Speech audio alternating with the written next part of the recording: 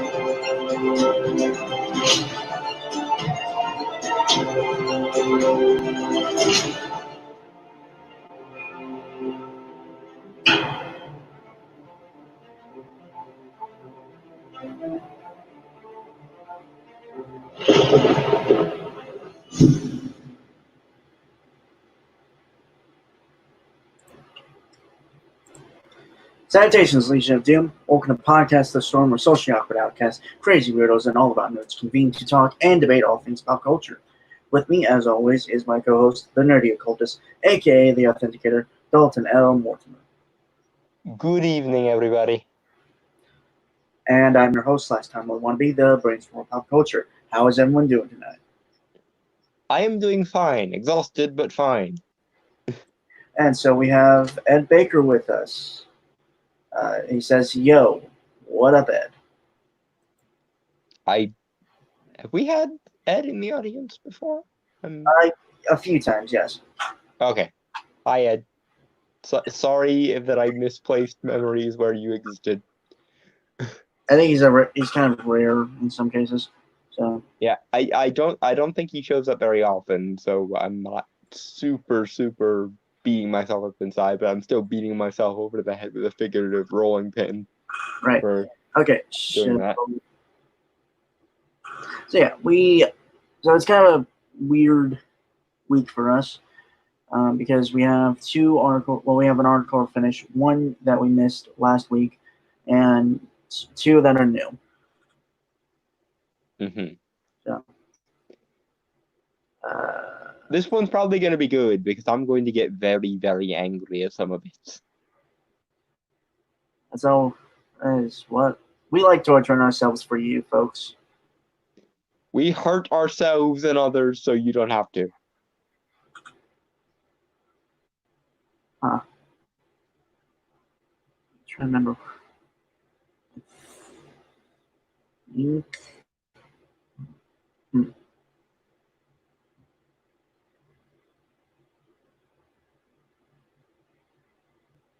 Okay, yeah, no.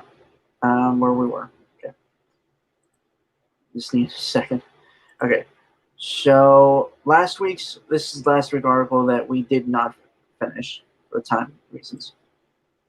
It's the one that was making the rounds about a week ago. The top 10 problematic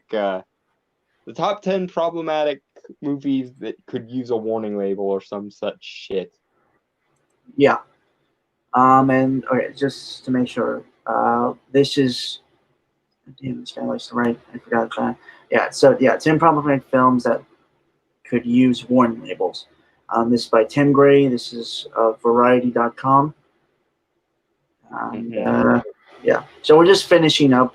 So if you guys need to, if you want the first half of the article, please go to Podcast The Storm number 68 last week. Yeah. I did update our playlist for that as well. So I think I updated the playlist a bit that's on my channel as well, but don't quote me. I'll fix it. Either I've already fixed it or I will fix it later tonight. Mm-hmm. Okay. So, all right. So, The Silence of the Lambs, 1991.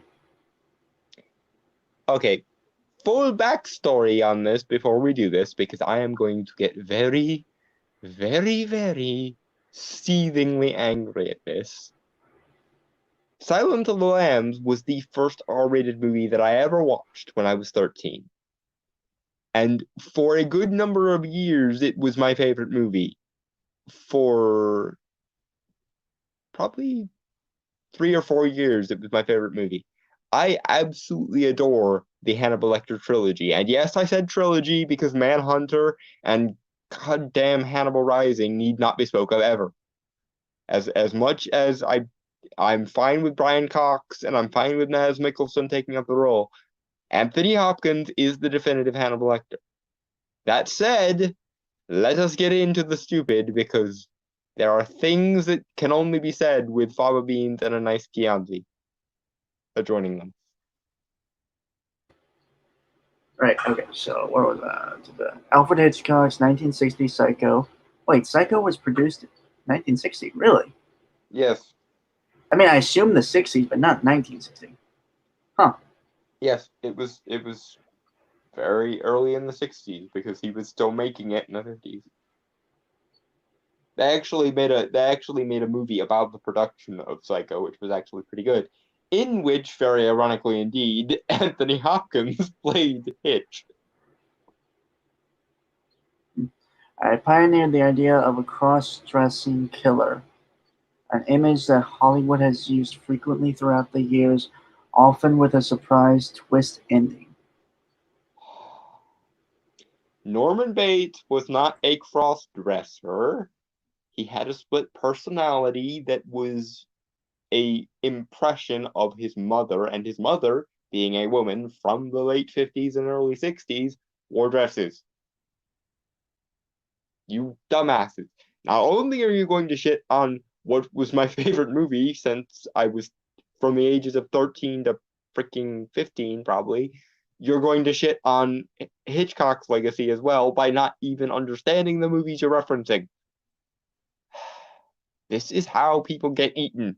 I want you to know this. I am not going to be blamed when I go full Dr. Lecter on your asses in a minute.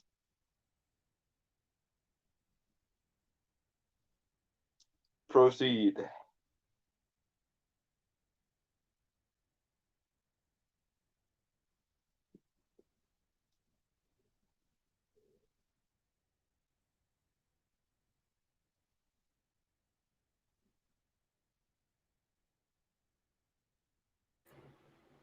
Sorry, I had to do something real quick. It's alright. Alright. So, alright, so yeah, alright. In the final scene, Psycho says Norman Bates is not a transvestite. Of course, he's not. As I just explained, he has a split personality brought on by trauma caused by his mother, and that is why his split personality takes after his mother, and thereby is why he wears women's clothing when he is in the persona of his mother, because his mother, being a woman from the late 50s and early 60s, wore dresses because that was the expectation of women at the time. Mm. Alright, so Ed Brewer says Perkins was creepy dude. Oh, and by the way, I also have posted a link to our official Discord in the chat. And also, you can find one in the description down below. Just, yeah. Yes. Discord accomplished. Now, moving back to the thing that's going to really piss me off.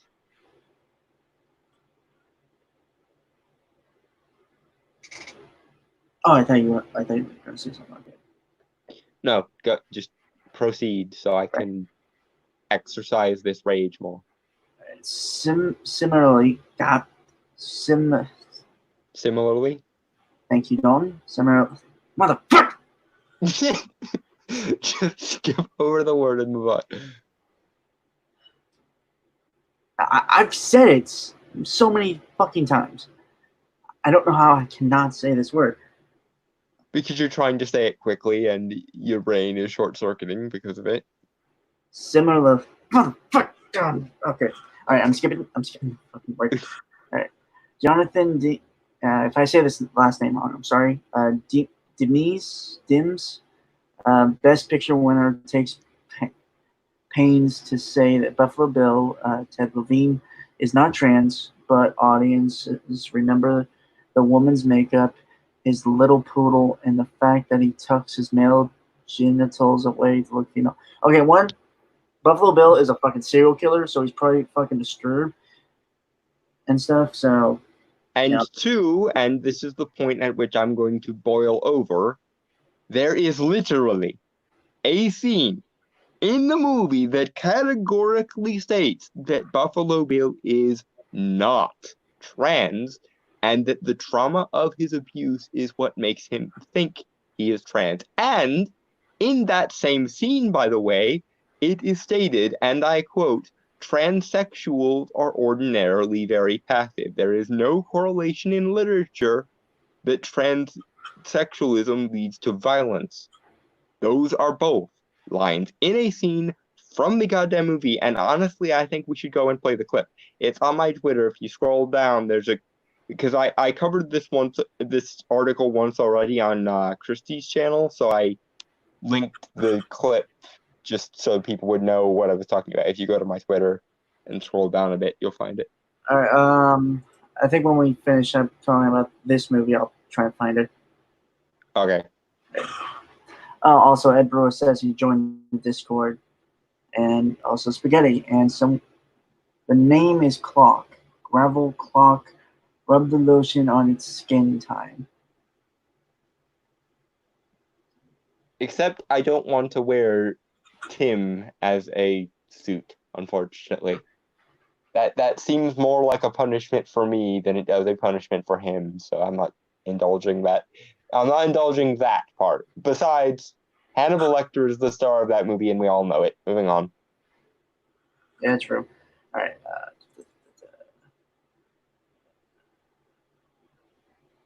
Viewers remember the line about fava beans, but it's doubtful if remember the clarification about Buffalo Bill.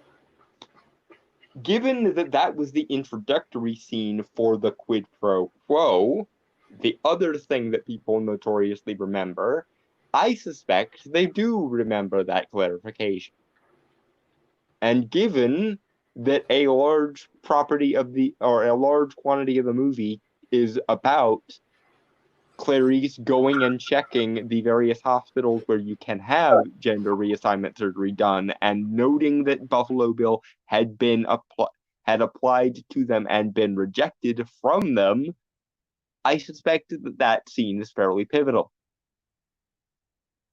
But yes, Buffalo Bill is categorically not transsexual, and it is stated and restated and reframed many, many, many, many, many, many, many times. If anything, you should be mad at the character of Buffalo Bill for misrepresenting transgenderism, instead of mad at the movie, which bothered to actually clarify it, even back in 1991, when transgenderism was still a fairly new and undocumented phenomena as far as the world stage was concerned.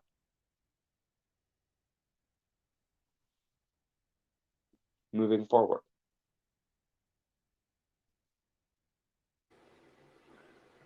Yeah, I have nothing to disagree with there. So, I will try and find the clip later. But, okay, so Holiday Inn, 1942.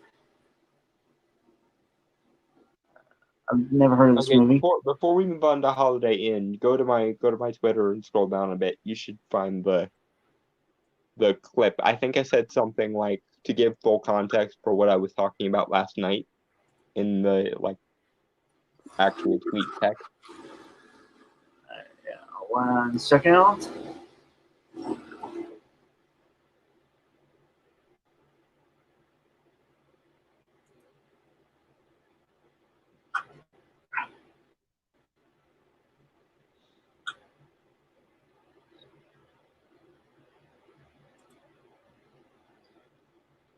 Okay. Loading.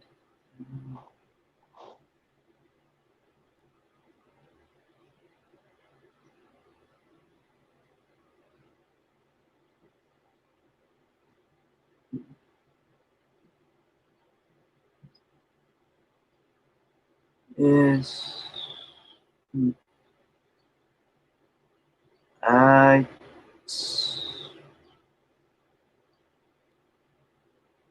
I'm seeing it.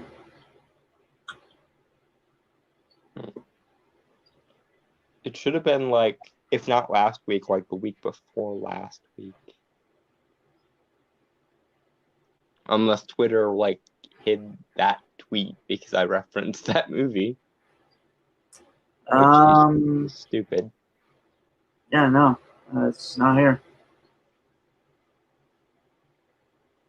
I added Christy and a couple other people. Well, let me try and tweet some replies.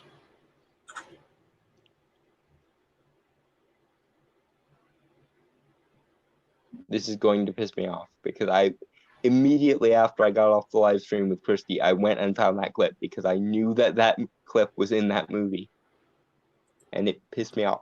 I'll try and quote it if we can't find the clip. Oh, no, I found it. Oh, okay, that's all. Give me 1 second. I'm gonna mute for a sec. Okay.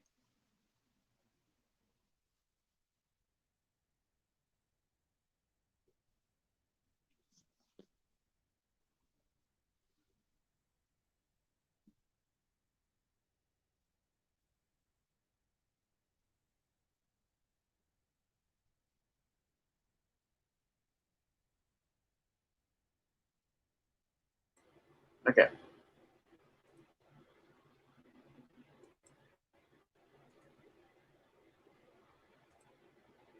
Alright, so before we move on, a few things here. So Edward says, "Don, do you read these ahead of time, or are you responding to what is being read cold?" I generally don't read these ahead of time unless I've already covered them on another stream. Yeah, kind of the same here because I think it's more genuine of us to give you an actual, honest reaction to what they're saying. Why do you ask, Ed? And then he says, "Oh, never mind. I know now. I'm here for the dead air." Yeah, we tend to have a lot of dead air actually. Unfortunately, because one or both of us gets off busy doing other things, or my phone decides to crash in the middle of covering things. Yeah. All right. So yeah, here's the clip. It's a 3-minute clip. Is there a specific time you can remember for it, or is it just the whole thing? No, the whole clip is pretty much the discussion on the thing I was going to point out. So play it, and our DMCA stopping point safe word for this one will probably be fava bean, just because I can't resist that being the copyright safe word. Yeah. This one. Yeah. All right. Let me bring it back. You're very frank, Clarice. I think it would be quite something to know you in private life. Quid pro quo, Doctor. So tell me about Miss West Virginia. Was she a large girl? Yes. Fava beans? Or do we Fava have beans. Big through the hips, roomy? That all work. What else? She had an object deliberately inserted into her throat. Now, that hasn't been made public yet. We don't know what it means. Was it a butterfly? Yes. fava beans? Fava beans.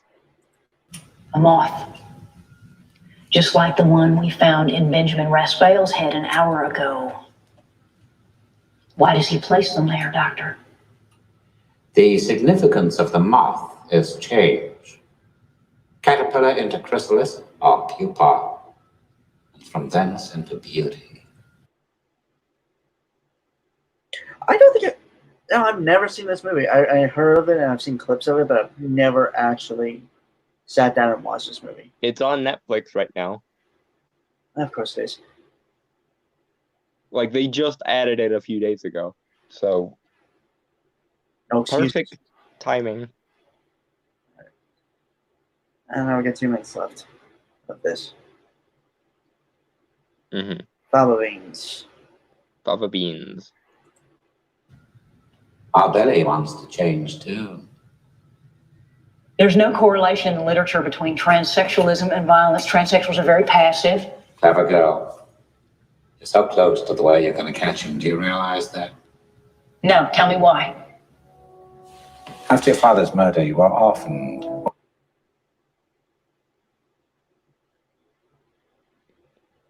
Okay, there's that, but there's another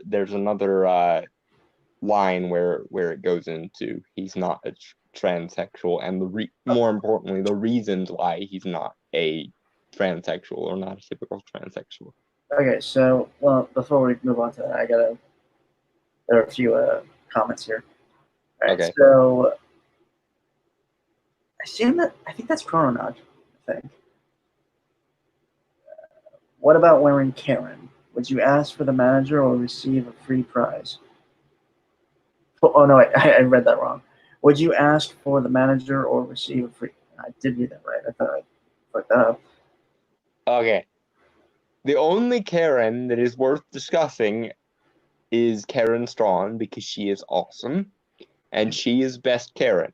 Our Karen is best Karen, goddammit, and all other Karens are inadmissible to the right to be called Karen.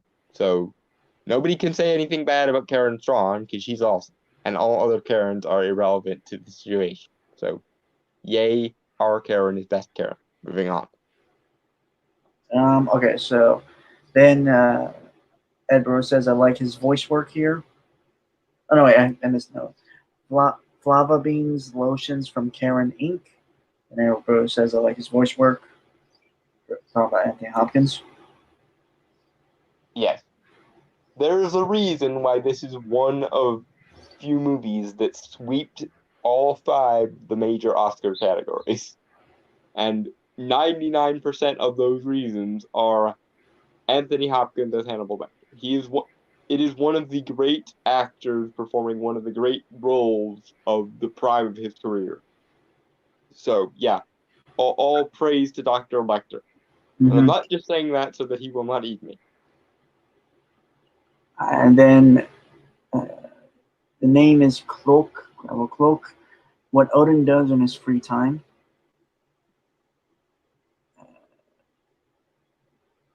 I got none for that. I think that needs more context. I think if that was Chrono, then his brain just did that thing. Well, Anthony Hopkins played Odin in the MCU. Oh, that's right, he did. And they made him sleep through the first movie, you bastards. Then he had no real agency in the 3rd movie. Killed him. Well, I mean, he was gonna die one way or the other. I honestly wish, though, that they had kept the original draft idea for that and made him like a vagrant on the streets of New York. Because I think that would have been much more, not only more funny, but also, I think, a little bit more satisfying to see Anthony Hopkins play Odin as a hobo would be just it. It would have been far more respectful than making him sleep through the first movie, you shysters. I know the Odin sleep is a thing. I know it's always been a thing, but goddamn you don't cast Anthony Hopkins for a role and then make him literally sleep through the movie. I'll be honest, this close-up of him is kind of terrifying. Well, I mean, it is one of the great modern, well, quote-unquote modern horror roles, so it would be bad acting if he weren't terrifying. All right. Although, honestly, the thing that terrifies or should terrify people about Dr. Lecter isn't the way he looks at you or the mannerisms he has. It's just how much of you he can see when he looks at you. Because he can pull the whole Sherlock Holmes thing on you in about 5 seconds. That, if anything, is what makes Dr. Lecter terrifying. It would be interesting. It's like a story with Hannibal Lecter. A Moriarty to him, then. You know, since you brought that up. Funny that you mentioned that, because in the sequel novel, which is just called Hannibal, and then the sequel movie of, based on the same material, one of Lecter's former victims that he actually left alive sort of becomes a nemesis of his. Is it the guy with the messed up face? Because Yes. yeah. Because he was a fiend who used his money and influence to rape people and then get away with it. So Lecter used the fact that the guy was into BDSM, chained him up as though he was going to have fun times with him, then ripped off his face and fed it to his own dogs. And as a joke, made him live with the fact that because he was no longer pretty, he couldn't take advantage of anyone anymore. Yeah, and the movie, I know about the movie, and basically he was played by Gary Oldman. Is Gary Oldman who plays Mason Verger? I think so. Maybe. I honestly can't tell under all the makeup. Because that's the point of Gary Oldman. He's a chameleon actor. Yeah, he's very good at disappearing into things. Alright, so Fava Beans. Fava Beans, yes. What happened next? I don't imagine the answer is on those second-rate shoes, Clarice. I went to live with my mother's cousin and her husband in Montana. They had a ranch. Was it a cattle ranch? Sheep and horses. How long? Fava Beans. Mm-hmm. Did you live there? 2 months. Why so briefly? I ran away. Why, Clarice? Did the rancher make you perform fellatio? Did he sodomize you? No. He was a very decent man. Quid pro quo.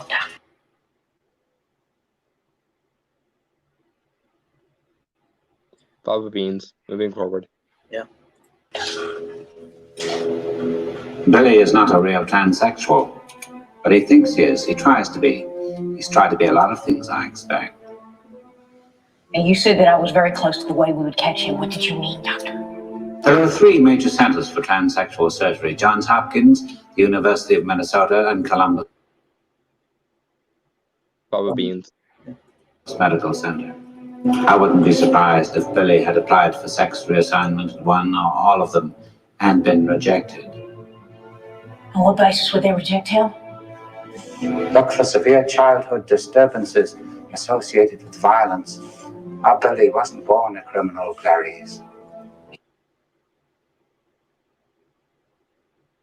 Fava Beans. Fava Beans. He was made one through years of systematic abuse. Billy hates his own identity, you see, and he thinks that makes him a transsexual. But his pathology is 1,000 times more savage and more terrifying. Okay. So that was the scene that gave context to the fact that Buffalo Bill is not, and never was, a transsexual. And I defy anyone who watches this movie and sincerely gives a shit about it to forget any of the scenes between Dr. Lecter and Clarice. I defy anyone who watches this movie to... You can forget a lot of things about the rest of the movie because, let's be honest, without the Lecter and Clarice scenes, that movie isn't all that great. But the Lecter and Clarice scenes, especially that one, you're telling me that anyone who gives a shit about that movie enough to watch it is going to forget that scene. I rest my case. Moving on to the next thing.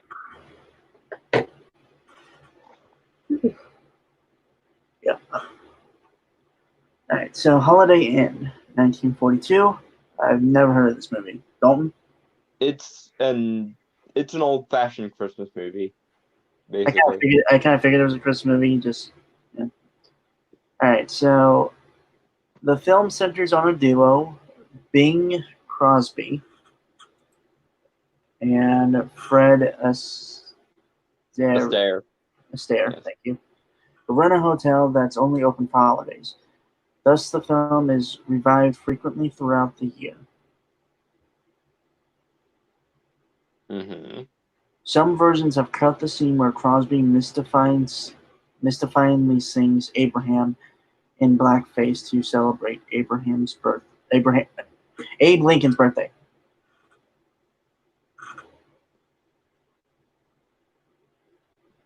Okay, well, given that this movie was made in 1942 and that scene is mostly played for laughs, i.e., they're not laughing at black people for being black, they're laughing at Bing Crosby's character for being an unself-aware idiot for being in blackface, then you have no case here, because the joke is not black people are funny. The joke is people that are dumb enough to do blackface when they should know better are stupid is the joke. That's the thing about racist jokes. Very often you'll find that if you look at it in the right way, the joke is not the people of the races in question are funny. The joke is either human beings in general are funny, or that racism itself is so stupid that racism itself is funny. And and it baffles me that people who are so vehemently opposed to anything remotely racist or promoting racism would be against racist jokes. I know why, of course, because essentially the belief goes that because humor is something that we have positive associations with, because humor has a positive charge, if we make jokes about things that are negative, that will lessen the negative charge of the negative thing or make it more neutral, and therefore will consider it less important. What they don't understand is when you think of something as important, you give it authority. And the more authority you give to something you're afraid of, the more fear and more pain you're going to be able to mine from it. So the best solution to things that you want to be erased or things that you want to be eradicated is to mock them so mercilessly that they have no power anymore. And thus, why people make jokes about how stupid racists are for being racist more often than they make jokes about racism. And usually, when someone makes a joke about a particular race, they're trying to make a point about all humans, given that every single variety of humans has some level of joke made about them. Everyone knows a Jew joke, everyone knows a black joke, everyone knows a white joke, everyone knows a Native American joke, everyone knows an Asian joke, etc., etc. Every race has jokes that are targeted at them because every race is a subsection of human beings, and human beings, for all of our faults, are very good sometimes at knowing how stupid and silly we are as a species, because we are a very, very stupid and silly species, and we need to have some self-awareness about that sometimes. Otherwise, we go fucking doolally and have mass hysteria as an epidemic. Kind of like the world we live in now. That's a different story for a different day. Lol. It's one of a long line of Hollywood movies in which stars Joa Crawford, Judy Garland, Shirley Temple, Astaire, and of course Al Jolson, to name a few, perform in blackface, and it's always presented as a lark. Yes, because it's meant to mock the stupidity of being that insensitive for the most part.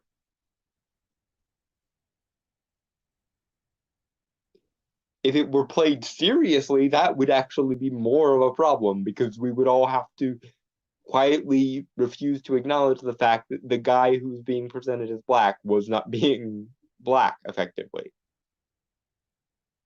But because it's played for humor, the joke is herder, that person is so stupid and unself-aware that they would actually black up their face and not expect a negative reaction out of it. If you want something to not matter, then you need to mock it. Because mockery is one of the tried and true ways that we defang the things that have power over us. That's why there are jokes about things like rape. Because if you can mock the trauma that happened to you, then that trauma does not control you quite as much as it once did. And if you can do it enough and be psychologically healthy about it, then that thing becomes just another thing that happened to you. Likewise, if you mock racists for being stupid and therefore racist, then you might just convince people that racism is a stupid position and fewer people will thereby hold racist positions because we all have come to acknowledge that it's a stupid motherfucking position. The correct answer is not never joke about that ever again, because if you do that, you give the concept of racism more power, not less. It's just like with swear words. If everyone on Earth was allowed to say fuck and were allowed to do so casually, I guarantee you fuck would seem a lot less risque, and the same is true of every other swear word in the world. Frankly, the only thing that's keeping swear words as taboo is people's reactions to it whenever they hear a child using it. But if you didn't treat that word like it was a nuke going off every time someone said it, then it wouldn't be risque, and therefore people trying to rebel and be edgy wouldn't be tempted to use it. If it was just a word in casual conversation, no one would give a damn. I mean, it kind of is. Well, yeah. I'm trying to use that as an example for how you defang a concept. If you want a concept to not be scary, then you can't treat it with fear every time it comes up. If you want a concept to not be edgy, then you need to not act like you've been stabbed every time something comes up. And if you want a concept to be so ridiculous as to be irrelevant, then you need to mock it and use it in mockery frequently. Yes. Okay. Moving on. Moving on. All right. True Lies, 1994. Heard about it, never seen it.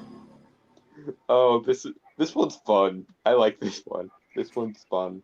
I know it has Arnold Schwarzenegger in it. I know that, and I know Yes. it has can't remember her name. Fuck. Jamie Lee Curtis. Thank you. How the fuck did I forget her name? Well, how the fuck did I forget Sigourney Weaver last week? I don't know.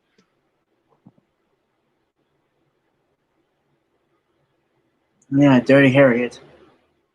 Yes. She would have been awesome. I feel like we gotta make a video of that. Honestly, I feel like we need to do that just to show people that you can do a gender flop or a gender swap version of something and not make it suck. Because that's more the problem than all these gender flipping. Like, if Ghostbusters 2016, I don't know how they would have managed it, but if Ghostbusters 2016 somehow had been as good as the original, no one would have had a problem. The problem was that it was gender flipped and that it sucked, and therefore it became obvious to everybody that the only reason why they made it was because they wanted to do a gender swap. You know what? But if you made a version of Dirty Harry back in the 70s when the original was made that starred Sigourney Weaver and called it Dirty Harriet, I doubt anyone would have batted an eye because Sigourney Weaver was a badass and is a badass. Right. Granted, she became badass in the 80s, didn't she? Mostly. But I doubt that she would have been any less badass. No. What I mean is like the age thing. Like, how old was she when she first made Alien? Is the thing. I want to say she was in her early 30s when Ghostbusters happened, so she'd be in like her 20s when Dirty Harry came out, I think. I feel like this is something we're going to do for our 100th podcast. Yeah, it's definitely something to add to the pot of ideas to be dealt with later. Okay, so she's 70 now. Dirty Harry came out.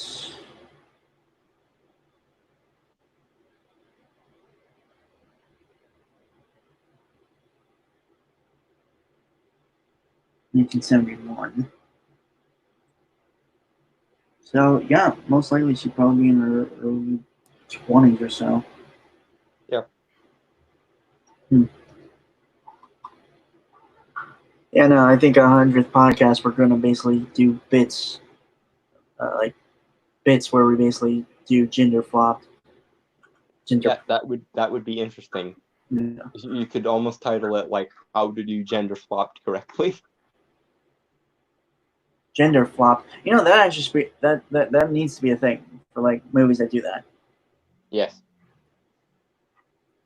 I think we just coined something.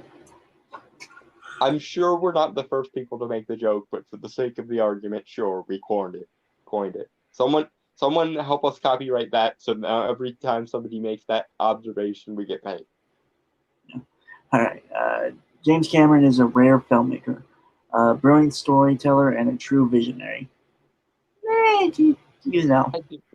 He's good at weaponizing the audience. That is his number one skill. He is good at making hits out of things, no matter what the thing in question is. I wouldn't say he's a visionary, but you know. No, but he's good at playing the blockbuster game well, and that's there's props to be had there. I think. Yeah. He knows how to utilize big budget movies and how to utilize the audience to make those big budget movies even bigger in the public mind. You know what? Like I think we've all at this point as a culture come to the conclusion that Avatar was not a good movie. I think mainly it had, and here's my thing: it had interesting ideas. I think it's mainly it didn't go anywhere with them. Was the thing. Yeah. But we've all come to terms with the fact that thing was basically a little bit of Pocahontas, a little bit of Fern Gully, and a little bit of Dances with Wolves in space, right? So I first watched that when it came into theaters. This was 2009, so I was like 8 and 9 when it came out. And I'll be honest, I was confused as hell. Yeah, that movie really doesn't make a whole lot of sense when you strip it out of the context of this is Pocahontas and Dances with Wolves in space. Visuals were nice, I guess.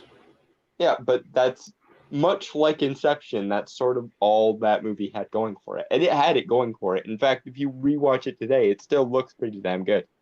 I think we've stalled a bit recently in the visual effects department, but yeah, we've all come to the conclusion that movie is not a super great movie. And the same thing is true, although I think to a lesser degree, with Titanic.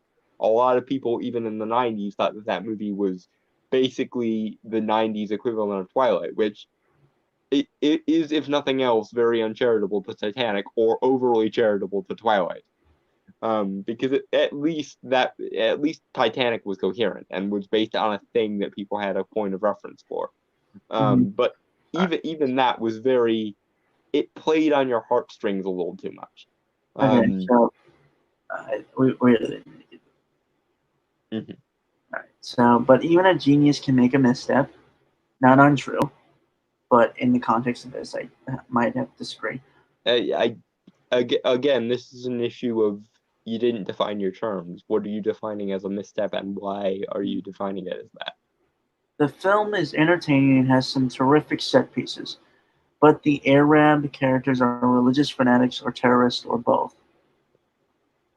Well, I mean, those do exist. Yeah. Hordes of them, in fact. And I'm not saying anything bad about Islam, and I'm not saying anything bad about Muslims. I have looked into Islamic magic. It's called Sihir, and it's as valid as every other magical system I've come across, as far as I'm concerned. Same thing with Jewish Kabbalah. Perfectly valid as far as I can tell. So I don't really have any reason to disagree with it. Now, granted, I have reasons to disagree with religious fanaticism in every instance that it shows up, whether it's fundamentalist Christians or fundamentalist Muslims or fundamentalist, I don't know, Buddhists that for some reason want to become kamikaze bombers because they think it'll help them get off the reincarnative wheel or whatever, which a few of those actually do exist. Not as common as Islamic terrorists, mind you, because Islam does have some genuinely backward shit in it, but You know, it's weird. I legitimately think that the most Eastern religions have a pretty good understanding of shit, and then you pull that out on me. well, I mean, generally, it's a lot harder to twist Buddhism into let's blow shit up, to be perfectly honest, because Yeah, no, that is actually true. From what there's quite a lot more literal ammo in the Abrahamic religions, I think, than there are in other religions. yeah, That said, every ideology, if taken too far, or if interpreted too strictly or authoritarian about it, is going to go foobar. isn't True Lies like a spy film? Yes. Okay. It's a spy film set in the 90s, therefore, because the Gulf War was happening at the time, the main antagonists happened to be those Muslim terrorists that were totally a thing at the time and were blowing things up and shit. I mean, if you swapped it out with Russians, I'm sure it'd still be kind of the same movie.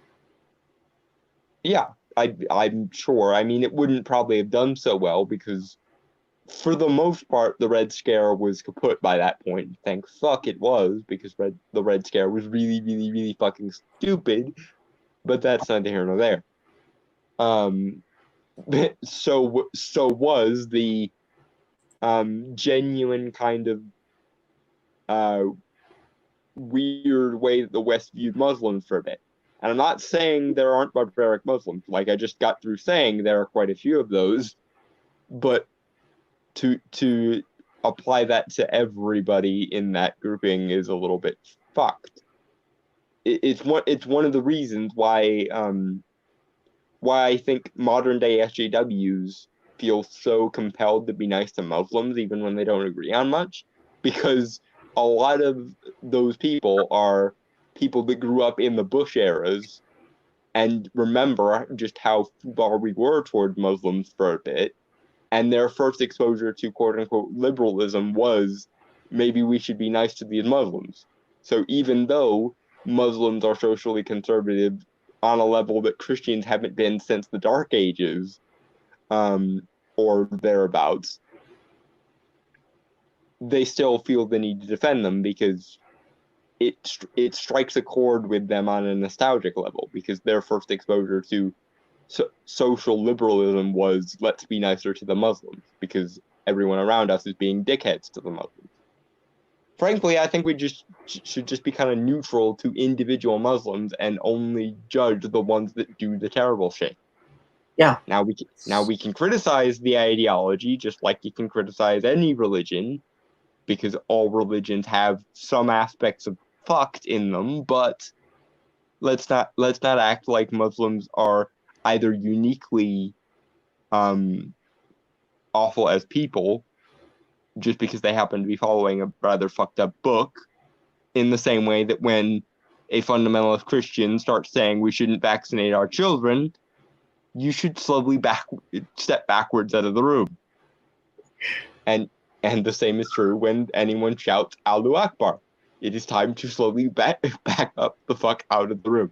Actually, that's more of you need to dive the fuck out of a window if someone says that. Well, yes, but you get what I'm saying. Like, it is time to extricate yourself whenever either of these things happen.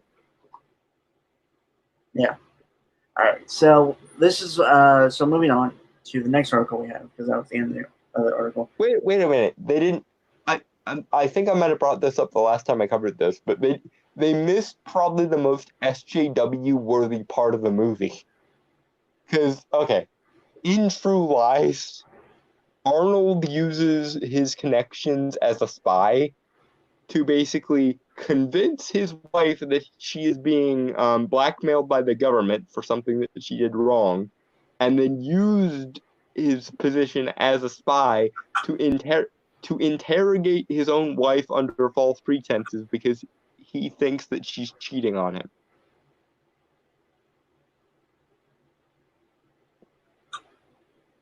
And again, I am not in any way aligned to the social justice mob or anything, but if I were a social justice warrior and I wanted to find something wrong with True Lies, that's where my brain would have gone first, is use government resources and his position as a spy to blackmail his wife because he thought that she was cheating.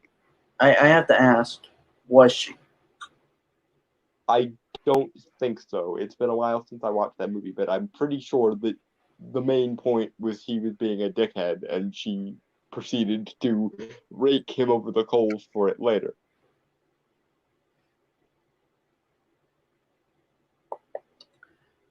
Alright, so damn. So yeah, this is an article that we did not cover last week due to time constraints. Yeah, we were going to, but we didn't have time. Yeah. So this is from the Federalist. This written by Rich Cromwell, published June 17th, 2020. The fuck? All right. All right, so 6 more reasons to cancel Looney Tunes besides Elmer Fudd's Gun. I will be right back. Yes, you have dog issues to deal with.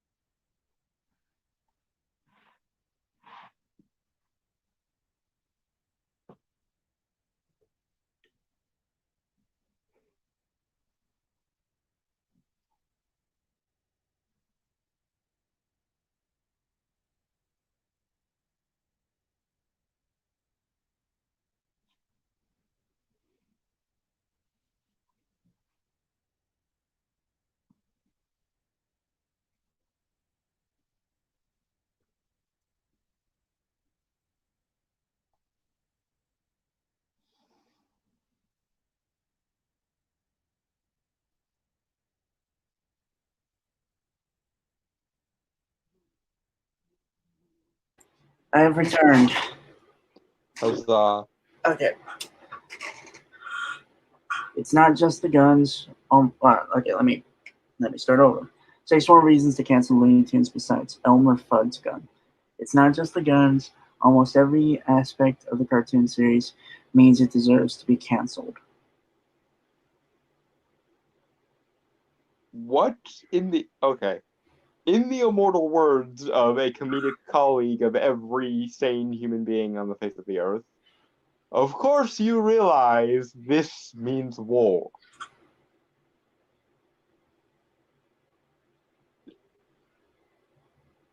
Yep. All right. So, there's actually a video I remember that talked about it. Not talking about this, but talked about Looney Tunes. Yeah. Specifically Bugs Bunny. I'll have to find it and I will put in either the chat There's or... also another really great video essay type thing on YouTube called Chuck Jones, Evolution of an Artist, where Chuck Jones basically talks about comedy and how he thinks it works. And it's one of the most insightful takes on what exactly is comedy I've ever heard. Unsurprising, given that Chuck Jones is one of the great unsung masters of comedy. Yeah, okay. I know what you're talking about. This is from a channel called Every Frame a Painting. I'm actually subscribed to this guy. Mm-hmm. So yeah, it's good. I think I've seen that. It's just been a while since I've seen it. Mm-hmm. But yeah, I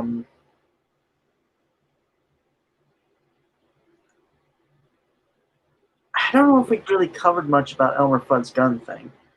I think. Well, we talked about it because we got the article a couple weeks ago about why and how they were going to eliminate Elmer Fudd's gun.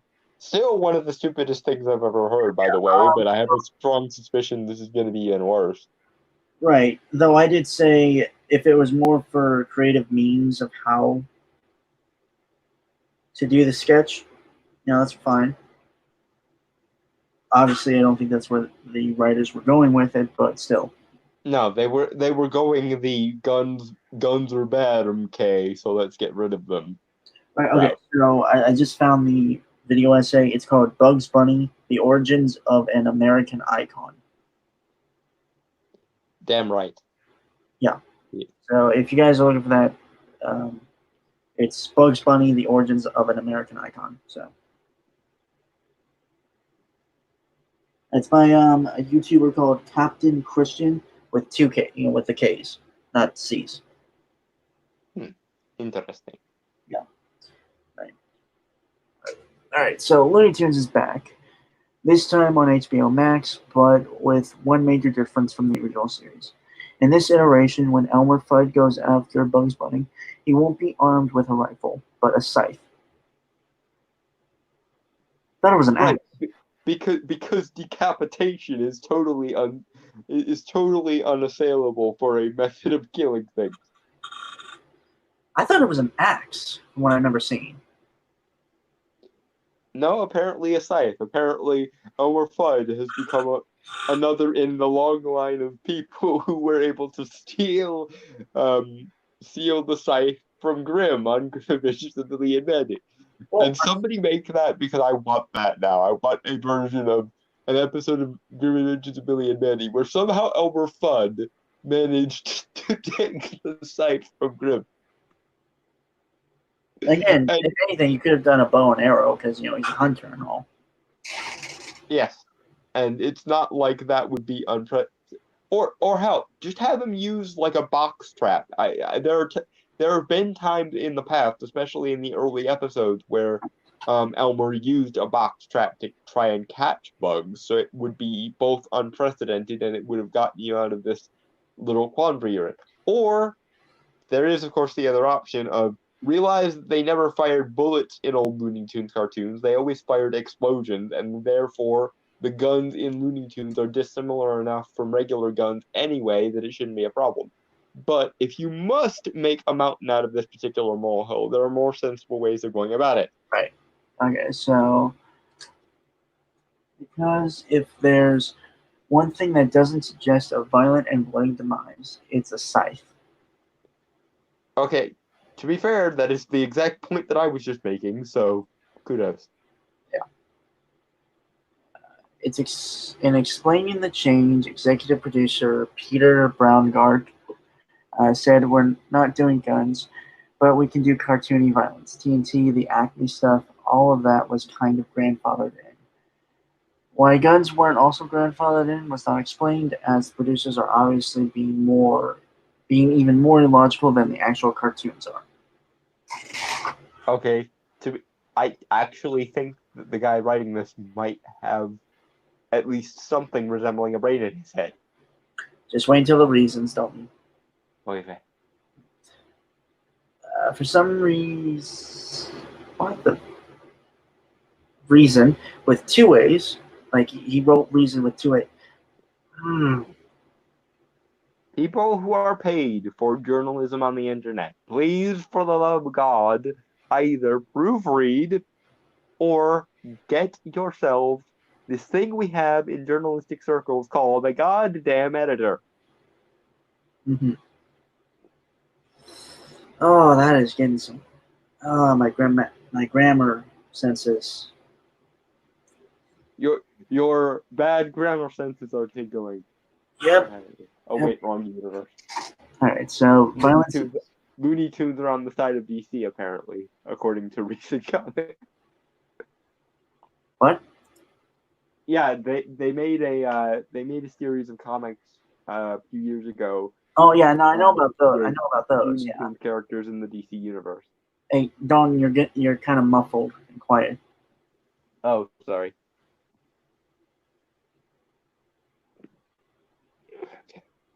Better? Yeah. You're good. Okay. All right. So, for some reason, violence is okay so long as it's limited to giant blades, explosives, and other such obviously non-lethal and non-problematic means. Okay, again, this is sort of the point that I was making last time we talked about this, so sure. Right. It's not like dynamite, the explosive, not Napoleon, has ever hurt anyone, or that there was a movie titled for a giant blade that the protagonist used as a murder weapon. Okay, that's a good goddamn point, but frankly, all of the above, I think, should be reasonable in Looney Tunes. It's goddamn Looney Tunes.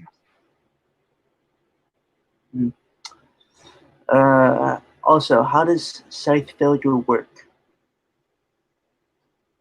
How does what When work? scythe failure. That is a good question. How the hell are they going to manage to make that funny? All of the ways that you can make a scythe funny have already been done by Grimm and company on Grimm Adventures of Billy and Mandy. When Elmer shoots Daffy and he gets coated in ash or his feathers fall off, that makes sense. Will the scythe just bounce off, bend?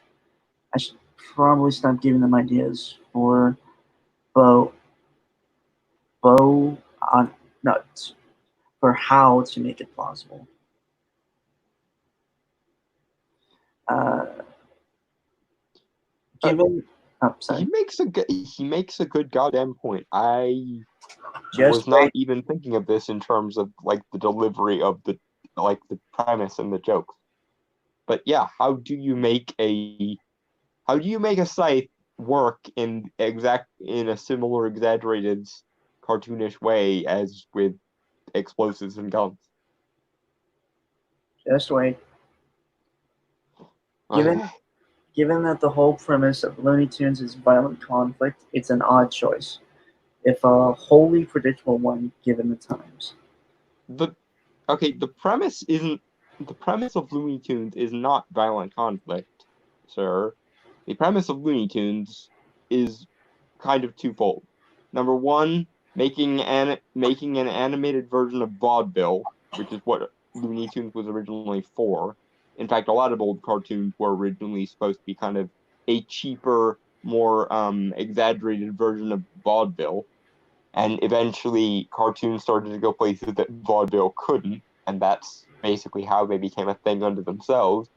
And two, as I pointed this out last week, the premise of just about every Looney Tunes cartoon is one person is harangued by another, and that the person who is doing the haranguing is outwitted by someone who should be demonstrably weaker than them. This is the case in with Bugs and basically everyone Bugs comes up against. It's the case with the Roadrunner and Wile E. Coyote. It's the case with Sylvester and Tweety. It's the case with anyone the two Gophers come across and the two Gophers. That's always been the number one lesson of Looney Tunes is it doesn't matter if someone is bigger and stronger and more well equipped than you. If you're smarter than they are and can outwit them with fast talking and logic, then you win. That's always been like the core principle of Looney Tunes. It's outsmarting people who think they have control over you when they don't. It's essentially take your problems into your own hands, and if you're smart about it, you'll come out ahead. Or at least there's a stronger chance you'll come out ahead. Okay. Moving on. Alright. This is why the writers should go for Molotov cocktails instead of dynamite. But also, given the times, it's worth noting that guns are not the only problematic thing about classic Looney Tunes. There are so many more, starting with another thing about Elmer.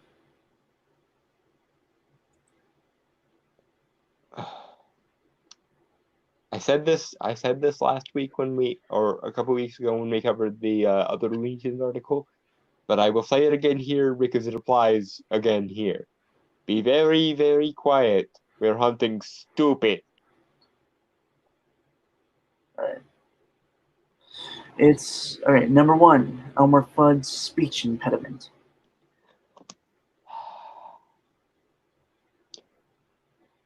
That sounds incredibly ludicrous on its face, but I will allow you to present your case. In the early cartoons, when Elmer went hunting with a gun, he was known to turn to the camera and say, "Be very, very quiet. I'm hunting rabbits." I have to say it Yeah. slow because I'm not able to say it right. Yes. But that is Elmer Fudd's most quintessential line. It's almost as famous as, "What's up, Doc?" Or "You're despicable." Yes.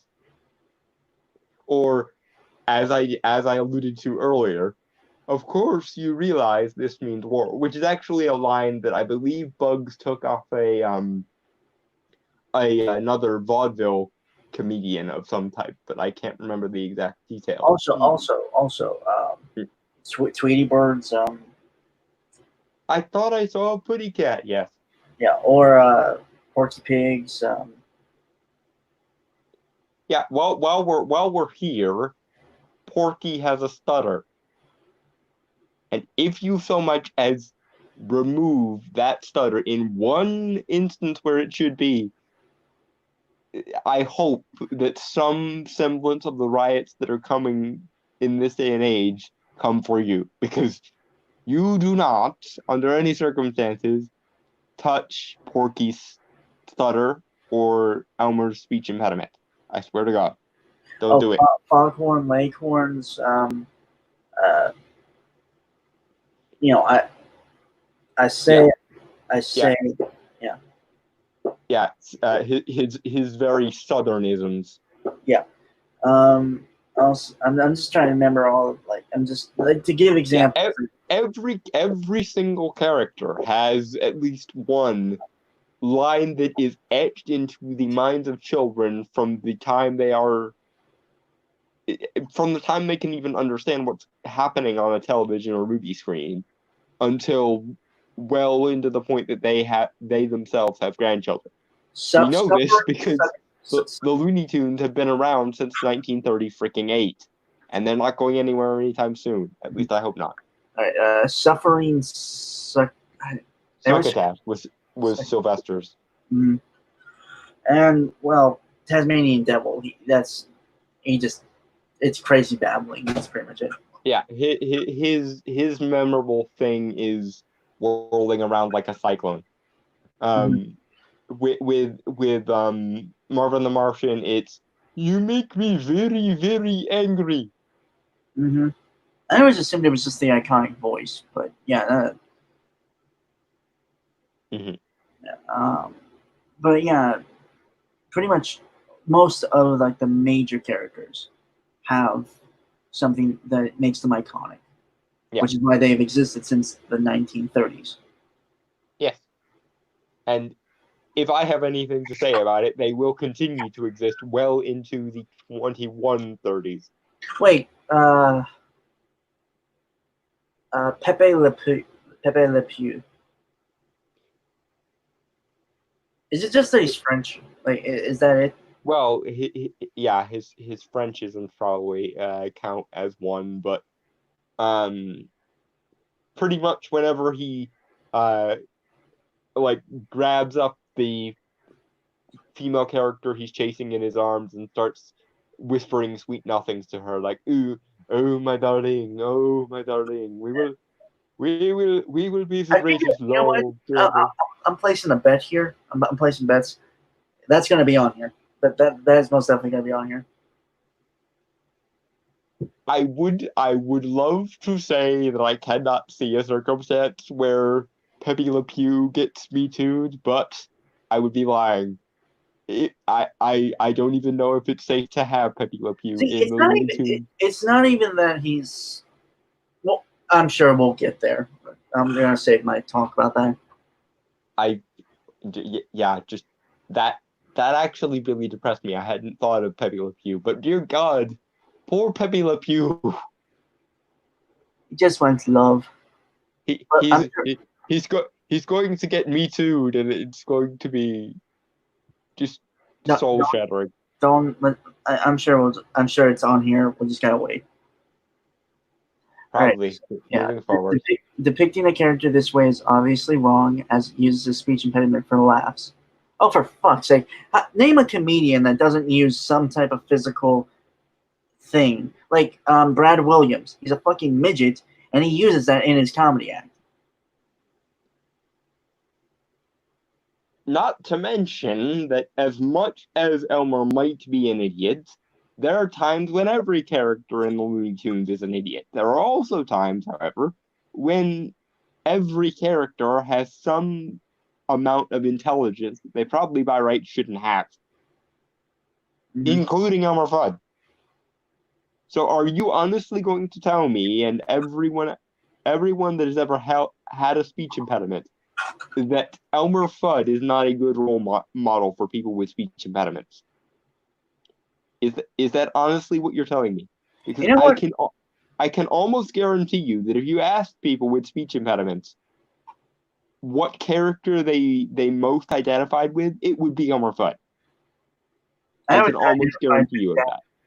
I always felt a kinship towards Daffy Duck. Yes, I also always felt a kinship towards Daffy Duck, especially with his always coming in second best and his always getting shafted by essentially a universe that doesn't. Daffy Duck was the original Squidward tentacles, essentially, in a lot of ways. And I probably was way too charitable to Squidward on that one, because to even put them in the same league is a bit sad. But yeah, Daffy was sort of like the George Costanza of cartoons. Yeah. All right. So this is unacceptable, and we haven't even touched on the fact that Elmer is also fond of telling Bugs, "Say your prayers, rabbit." Again, it's just a catchphrase. It's what he says.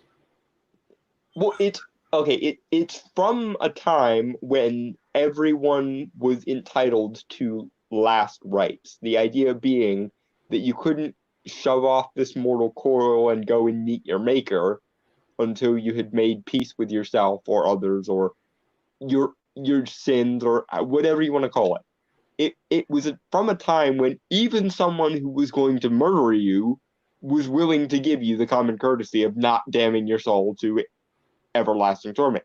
Now you can make the argument about that forcing Christian morality on things, but I can't think of a single religion that has like gods and an afterlife where it's not a good idea to come to terms with your deity upon your demise.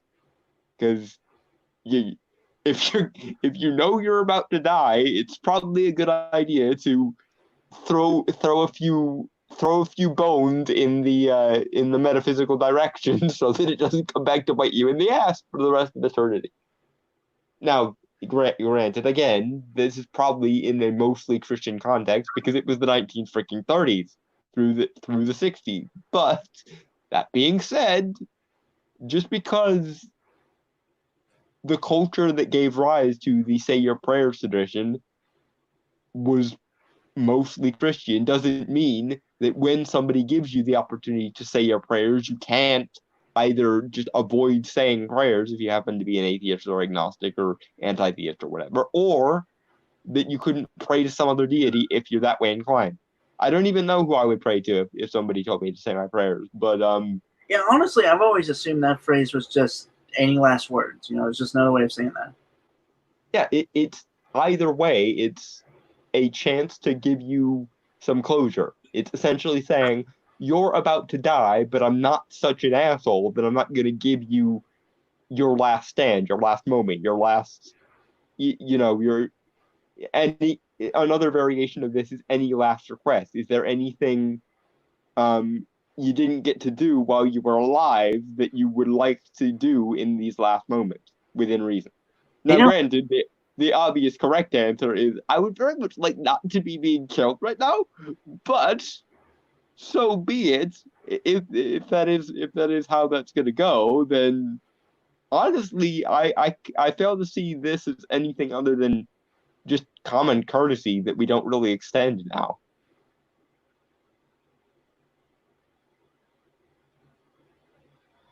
Moving forward. Sorry, if HBO Max wants to truly make a difference with cartoons dedicated to showing characters fighting, it will avoid capitalizing on one of its protagonists' difficulties with pronouncing certain letters, and especially avoid having him discuss religion. Oh, fuck you. Fuck you. Yes. Fuck you.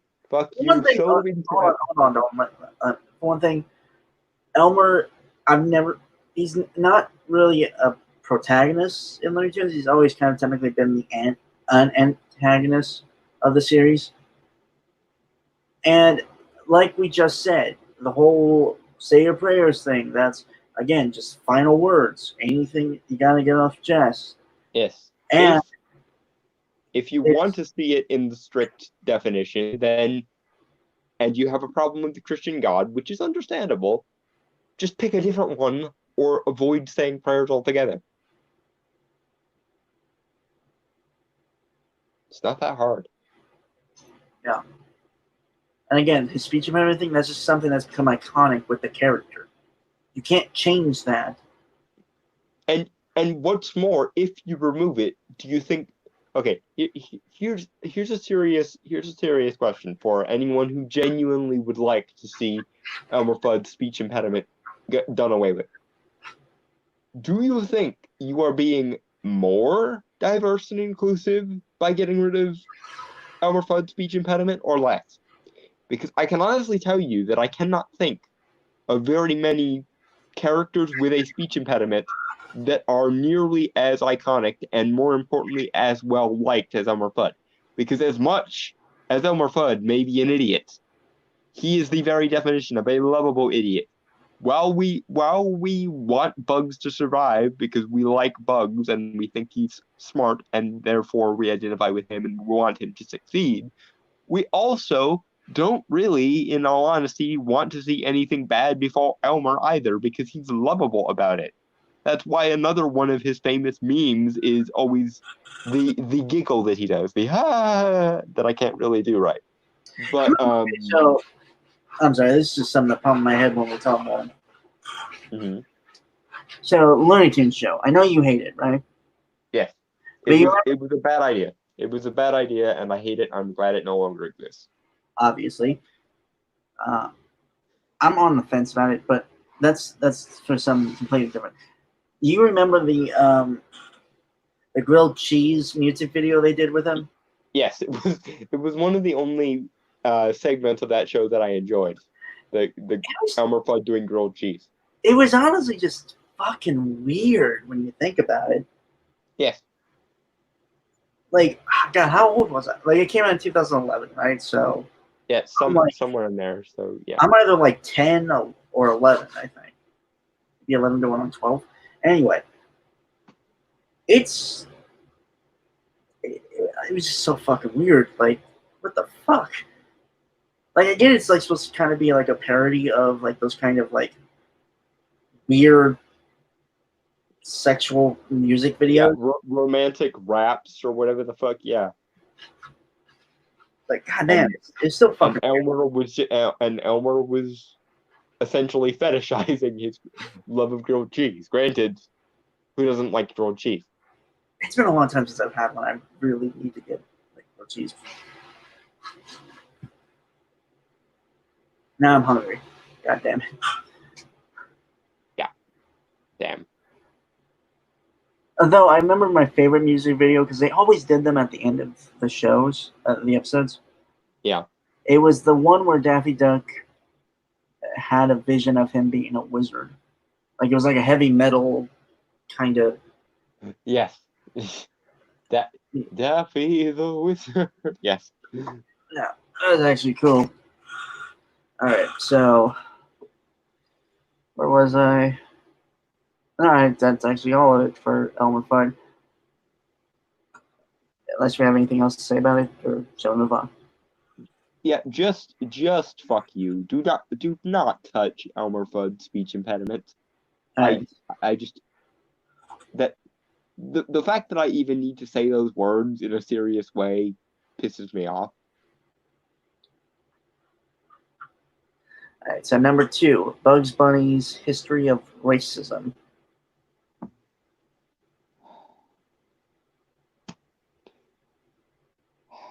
Fucking what now? Okay, in case you don't know, which it wouldn't surprise me, but because they don't really show them anymore.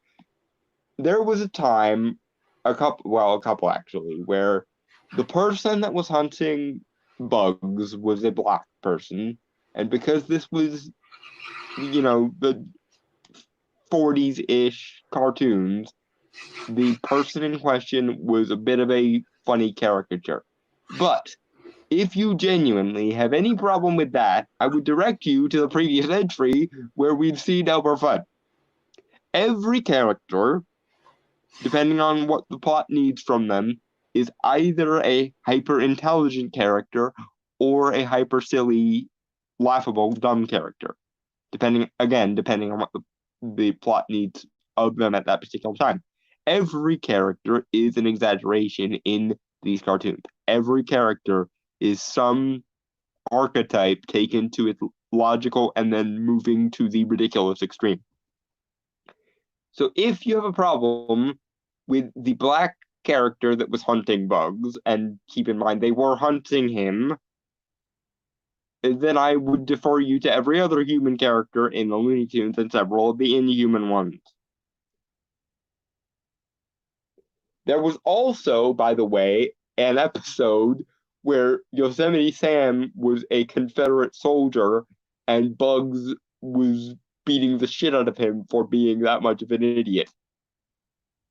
So do not be honestly telling me that you think Bugs Bunny is racist, because the person who was hunting him happens to be black in one episode they don't even show anymore because of the racial stereotypes, quote unquote. Right, and the video essay I talked about, Bugs Bunny creating an American icon, I believe it was called. Yes. It talks about. Actually, I have to watch it again because I don't fucking remember. But it's not even. I don't think it's relevant right now. Actually, I don't think. Yeah. No. Anyway, okay, so this short video sums up many of Bugs Bunny's troubling statements over the years, although it's unclear why making fun of Nazis is problematic unless you're an Illinois Nazi. It's a video from AJ Plus. Or is it A plus J? No, I think it'd be AJ Plus. But either way. Isn't that like a super SJW, like nerd, and I'm using nerd loosely, kind of thing? I don't know the guy well enough to say so. Well, it's like Nerdist, I think, because I've seen like a few videos of theirs. Oh, AJ Plus. I think the thing you're talking about is like the Al Jazeera News Network. The what now? Al Jazeera. It's like a, I believe, Palestinian network. I think. I don't think that's what we're talking about, dude. Anyway, there's a video there, and I am. All right, I'm gonna click on it real quick because I just pure curiosity. But if it is something that I feel like if at some point we're gonna watch it, probably might not be here because of time thing, but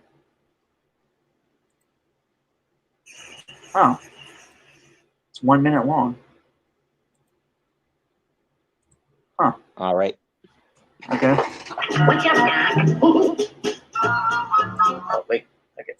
Just. Okay. There we go.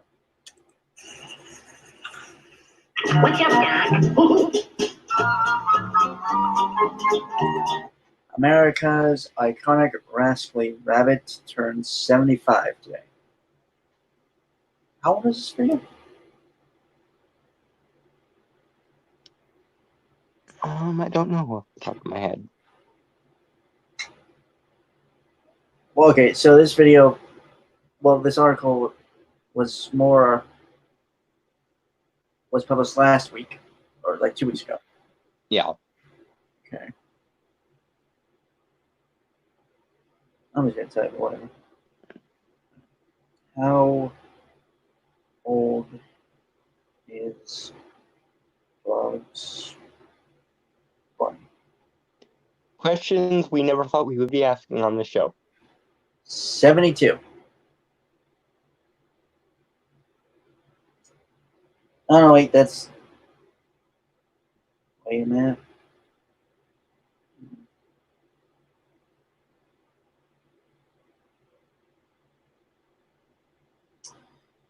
Okay, so you're 72. Just type in when was Bugs Bunny's birthday or something, and I'm sure they'll probably consider the day that the first cartoon of his was published. No, I was talking about something else. Screen. All right, so Bugs Bunny birthday.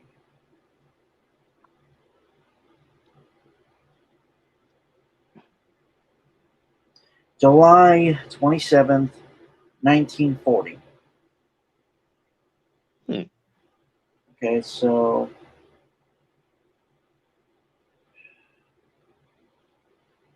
that's okay. So that says. Okay, so today is the 28th. So yesterday was his birthday, and we fucking missed it.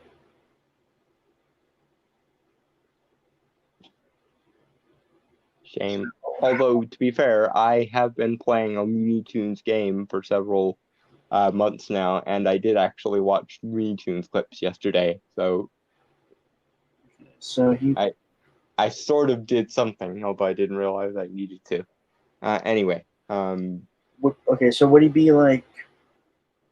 Okay, so 1980 was 40 years ago, and 1940 was 40 years before that. So as of yesterday, he would have been 80 years old. 80. Okay, so this is like a few years old. This is an old. Yeah, 5 years old, which yeah, that makes sense because it would have been around 2015. Okay. Wow. Bugs Bunny is older than my grandparents. Well, I'm sure your grandparents probably grew up with Looney Tunes. They're 60, so yeah. Well, a little past 60 actually. So. Yeah. So, but either way, I'm sure. Yeah. All right. They would have grown up with Looney Tunes. And just to get this back on track, this is the level of legacy you're fucking with, writer of this article from the Federalist. You are fucking with something that was near and dear to our childhoods, our parents' childhoods, and our grandparents' childhoods. And come to think of it, my grandma was born, my great grandma, the one that unfortunately passed away a few years ago, was born in 1938. So probably even she grew up with it.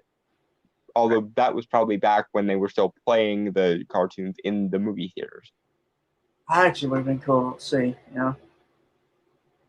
So somebody at some studio. Well, obviously it'd be Warner Brothers, because Warner Brothers on Looney Tunes. Dear Warner Brothers, you know how you do those special re-release things of lots of different movies and stuff? Somebody get the bright idea in their heads to do a on the big screen re-release of all the old Looney Tunes cartoons. You would make bank, and it would be amazing. Of course, this would have to be after the specter of the coronavirus has passed from the nation, but eventually somebody do a re-release of all the old Looney Tunes cartoons in the theater. I want that. He is a lot more politically correct than he was back in the day. Well, so was everything. So, I want to say carrots. Yes, carrots. Or Yeah. carrot juice. Carrot juice, yeah.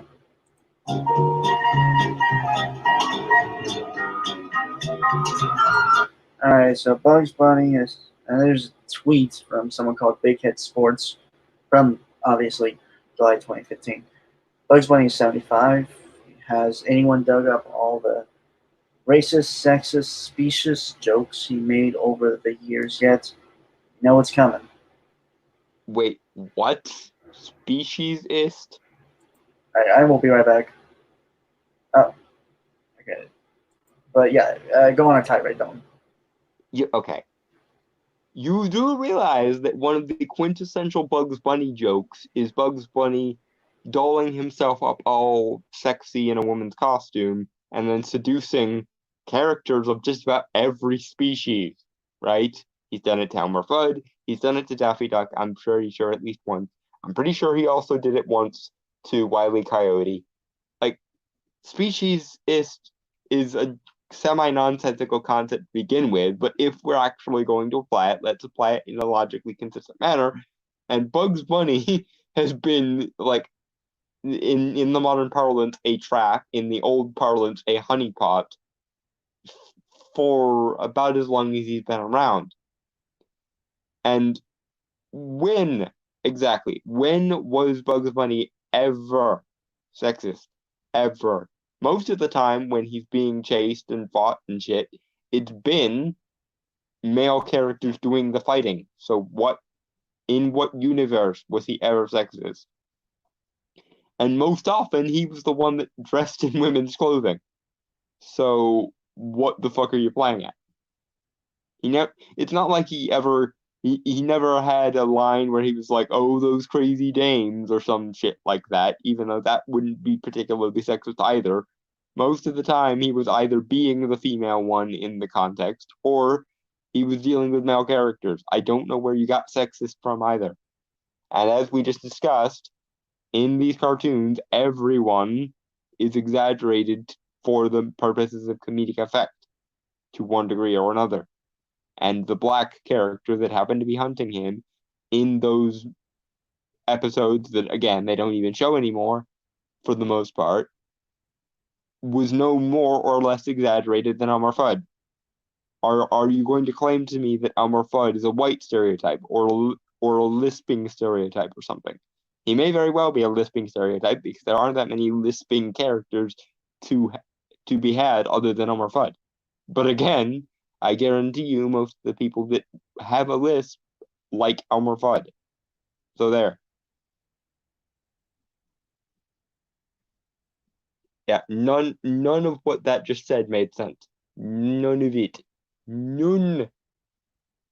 To borrow a phrase from the bunny in question.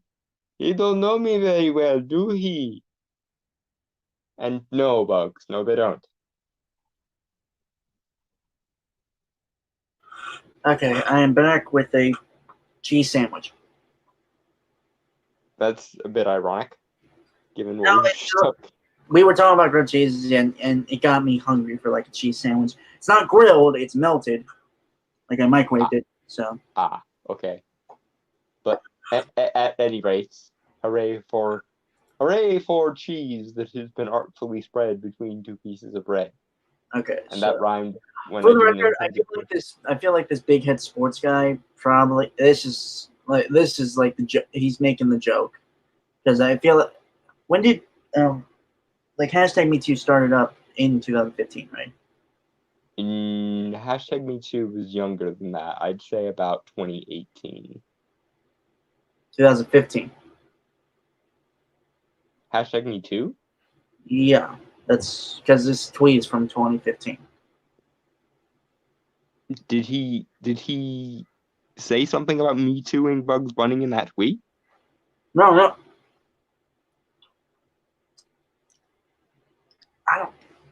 Honestly, I don't remember 2015 that well. Yeah, no, hashtag Me Too wasn't until the Weinstein allegations came out, Which was like late 2017, early 2018. Honestly, it seems longer ago.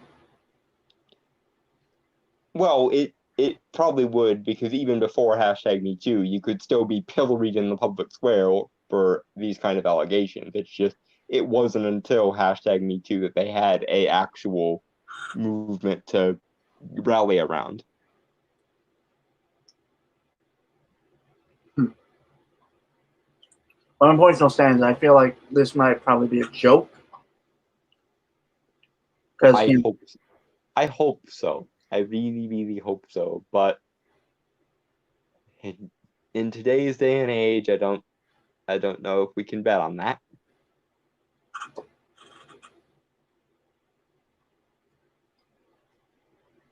Proceed. Carrots. Carrot juice. Carrot juice.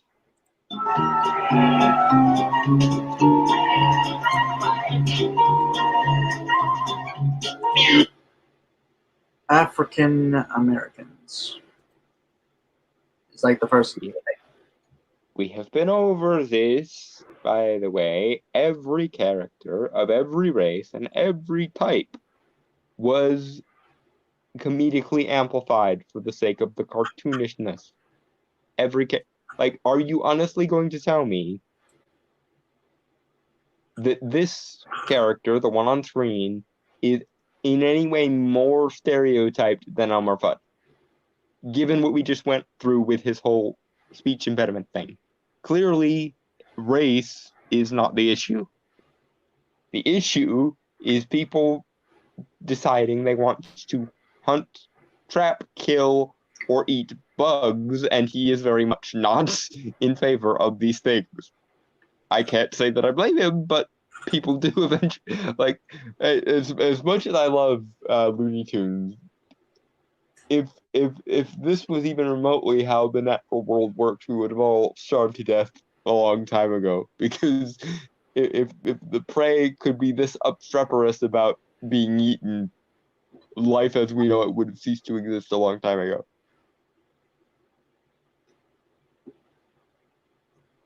Yep. But moving forward. Here's the cartoon I think you were talking about with Yosemite Sam being a Confederate. Yes. Bugs Bunny is apparently doing blackface. Yes, because he's trying to get one over on the racist that is Yosemite Sam as a Confederate. Again, here we have another example of racism is not the thing being endorsed by the joke. Racism is the punchline of the joke because racism is an absurd thing. All right. Carrot juice. Carrot juice. Traitor! Don't beat me, Martha! Please don't beat me, Martha! Yes, the person being mocked in that clip was Yosemite Sam. And in case you missed it, he was the one who was saying that the implied black character was a traitor and therefore bad. And honestly, the traitor thing could mostly be like from someone deserting. Yes, that is possible too. But if we're supposed to read it as either an endorsement or a refutation of racism, I see that as a refutation because Sam is the idiot in the scenario and Bugs is the smart one, and Bugs is very clearly on the side of the victim in this scenario because he's, generally speaking, you don't put on the costumes of people that you hate unless you're going to mock them, but he's not mocking them, he's mocking the literal like gray suited ass Confederate soldier being placed in front of him. Here we have a clear case of Bugs Bunny coming out firmly against racism, and to these people it's racist somehow. What the actual fuck? You can literally mock a Confederate soldier to their face in black makeup, and it's still racist somehow. I don't know what the fuck is wrong with these people's brains. But carrot juice.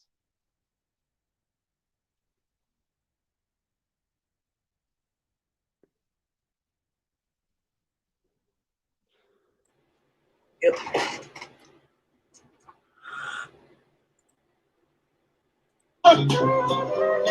Japanese. Here's yours, four legs. Here, one for you, monkey face. Here's yours, slit eyes. everyone has weird names in cartoons as well. And do I need to remind you, this was during World War II when the Japanese had just Pearl Harbored us. Mm-hmm. Oh, that is good root beer. And yes, everyone take a fucking drink. Yes, drink. Not only because it's part of the drinking game, but also because if it's anything like my weather right now, it's hot and liquids are advisable. It's also kind of cool too. So, holy shit. Okay. Germans, before we do this, before we get into the German thing, Well, again, Germans. it's like, I'm sorry, Dom. Please. Yeah. Firstly, we were in a war. Secondly, they were led by the Nazis, who these people are vehemently against, so I don't understand why mocking them to their faces would be a bad thing. And thirdly, German people, generally speaking, are white. This categorically proves that this has nothing to do with race and everything to do with mocking people who are mockable. Because mocking people who are mockable is how we make people, generally speaking, less stupid. Or a way to make people less stupid. Or make people more aware of stupidity where it exists. And it's harder, it's very hard to find a thing that is ever more stupid than Nazi fucking Germany. Yeah, this AJ Plus, it really is. It's like, so it's a social justice, like. Yes. A social justice think tank funded by Muslims. Because I'm almost sure AJ Plus is Al Jazeera Plus, but I could be wrong. I don't think it's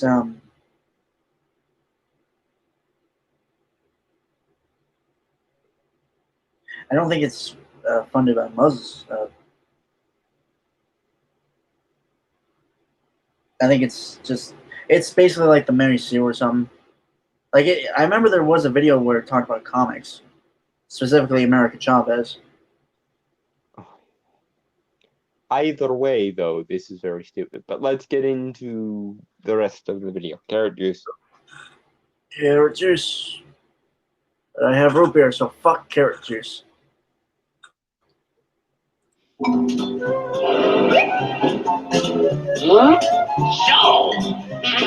mein Führer, it's not what you're thinking. It's all a mistake. I kissed my Führer's hand.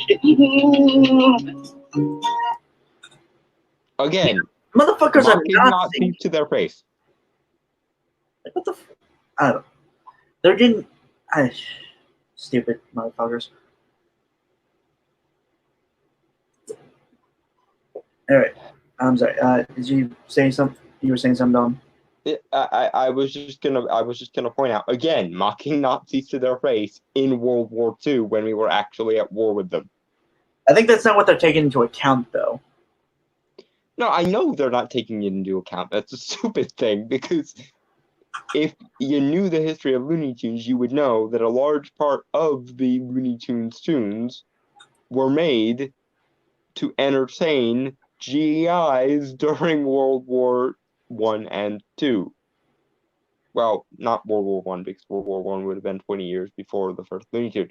But regardless, one of the things that Bugs Bunny and company did during the war was make cartoons, making the military look awesome, and making Japanese and German look like shit because we were at war with them. And also, once again, given how vehemently opposed to Nazism social justice warriors are, is this or is this not a point in Bugs' favor that he literally went to goddamn war with the Nazis and mocked them to their faces? Yep. And the fact that there's the Nazis in the shorts were stupid enough that to fall for Bugs Bunny, just with the whole paint and stuff, just proved their incompetence. Yes, and given that he was able to fool Nazis by dressing up as Hitler, how much respect do you think Bugs Bunny had for Hitler? Because I would venture to say not very much. Yeah. In fact, I think Bugs Bunny's reaction to World War II probably was something along the lines of course you realize this means war. Right. Also, and people give the same shit to Taika Waititi with Jojo Rabbit. Which they didn't, because it was very obvious that he was taking the piss out of Nazis. Well, no, I mean, like, these type of people, you know, the AJ plus kind of people, you know, SJWs, Mm-hmm. they got up in arms about it. Did they? I thought they did. Because I remember seeing a bunch of rave reviews from SJWs saying this is how you mock Nazis properly. Huh. Maybe it was just critics overall. Yeah, I'm sure there were some critics that were like, you can't make jokes about Nazis, that normalizes Nazis or some shit. But there were also quite a few critics that basically flipped completely and went, this is how you mock Nazis effectively. God, they are so fickle. Yeah. Why don't y'all have a good old fashioned holy war as to who's right about that? If you're gonna run yourself like a secular religion, make with the Crusades already and get rid of some of yourself. I know It they would don't make call everyone it, else's lives easier. they don't call it crusading anymore. They call it peacekeeping. Oh, that's right. That's ironically another thing they borrowed from Muslims. It's a religion of peace, don't you know? Funny enough, I did not know that. I was more of a comment. I saw a way to mention Hellsing Ultimate Abridged. They actually do a joke about that. Yeah, but they are like a lot of the Antifa types are advocating for an end of policing and the beginning of localized peacekeeping. So militias. basically, like, I don't think they're self-aware enough to know that's what they're asking for, but that's basically what they're asking for. Yeah. Yeah. Well, that's totally a step in the right direction and won't completely collapse our civilization while you're at it. Yeah, you know what? That's a topic for another time. Yep. Characters. Yep. Native Americans.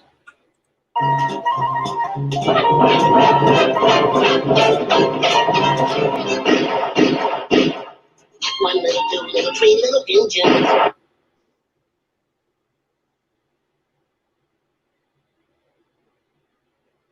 Okay, he's wearing Western garb, which makes me think that this is a situation where he would have also been at war with the fucker. So, I feel like I know there's like there's a war. I know that. I just can't remember what War of 1812, I think, is the one you're thinking of. Thank you.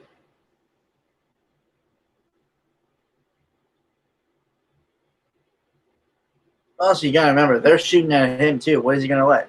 It's also a preservation of self. Yeah, when has Bugs Bunny ever allowed people to just straight up kill him? Because I'm gonna go with no on that. That's another one of those he don't know me very well, do he? Moments. Yeah. And in that Chuck Jones video that we were just talking about, Chuck Jones himself goes into detail about why it's important that Bugs never be the instigator of a conflict he's supposed to win.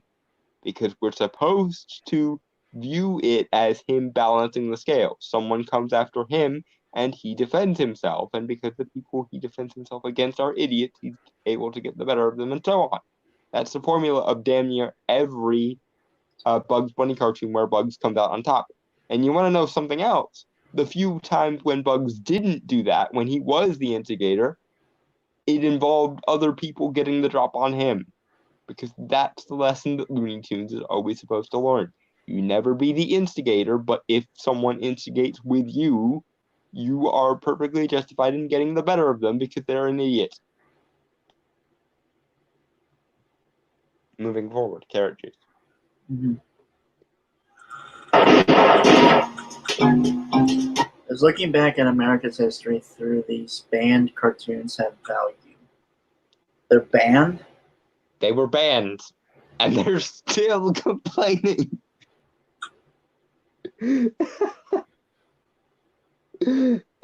Honestly, I think at just this point, they just want to complain just to complain because they have nothing else better to do with their lives. honestly though, like, how banned do these things have to be? Do we have to like burn them and delete them from existence entirely? Or do the Men in Black thing and just erase people's memories of them. Just neuralize them from every living memory, and then burn them and delete them so that they can never be seen again. You people are cunts. I hope you know that. You people are absolute cunts. I don't think they're self-aware enough to know. I know, but just making them aware of this very simple, basic fact: you are cunts. Anyone who would agree with this message of, even though these things are banned, we're going to complain about them anyway, you're a cunt. If you would go that far. And if you would go so far as to destroy them, like I was just alluding to, you are even more of a cunt. You are a cunt the size of deep space. Yeah, you know who did that also? Like, Those Nazis you claim to hate so much. yeah. To quote T'Challa from Black Panther, I might be paraphrasing, but yeah, you have become them. Yeah. Like when he's talking to Killmonger, and I can't. It's been. I haven't seen that movie since since it came out in theaters, actually. So like a couple of years ago. Mm-hmm. And we've already talked about that movie ad nauseam. Yeah, we've talked about that movie at length. But either way, you may want to be careful fighting those monsters, lest ye yourself become monsters. Oh yeah, there's that Batman thing he said in Crisis. I can't remember what though. Battle not with monsters, lest you become one yourself. Which, to be fair, is a quote from Nietzsche, that they borrowed. But yeah, I think it popularized it then. There's been a lot of things that have used that quote over the years. It's one of Nietzsche's more famous quotes. It's not wrong. It is very much not wrong. That's why it's so famous. Mm-hmm. All right. Carrot juice? Carrot juice.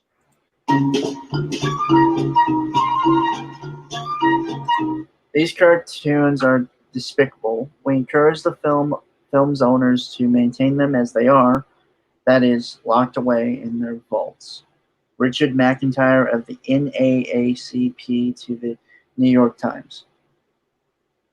So they're banned, but you just wanted to stop and get everyone's attention so that they stay banned. Motherfucker, I didn't even... Fuck you. Fuck you all the way to the moon and back, sir. Yeah, and like, here's the thing. I never even knew about these specific cartoons until this. And I used to watch Looney Tunes a lot. You can find some of them on YouTube still, and I made a point to go out and look for them just so that I was able to say that I saw them. But even I didn't know about them until I actually did research into Looney Tunes lore, if you want to call it that. Oh, you looking into lore doesn't surprise me. Well, I mean, it's something that every generation since they came out first grew up with, so it was only inevitable. Plus, one of my favorite places to go as a kid for my birthday was Six Flags Darien Lake, and they have the rights, or they did have the rights to, like, all the theme park rights to the Looney Tunes characters. So I was a big fan of Looney Tunes kid. Mm. And I'm still a big fan of Looney Tunes because you know what? They hold up. And the reason why they hold up was they weren't originally made for kids. They were made for everybody. And because they were made really, really well for everybody, 70 to 80 years later, we're still talking about them and we still love them. And we still think you people are absolute twits for wanting to get rid of them.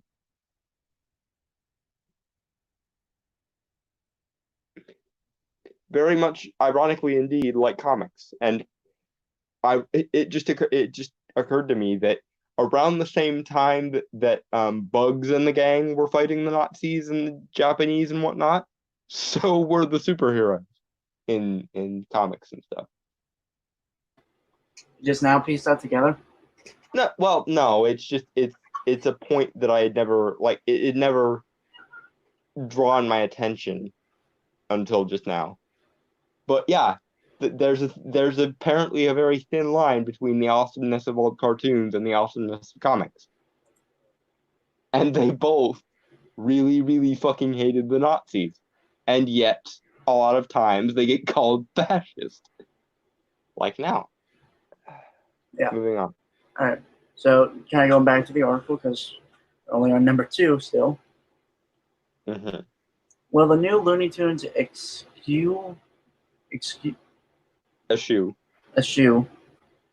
moments like these as well?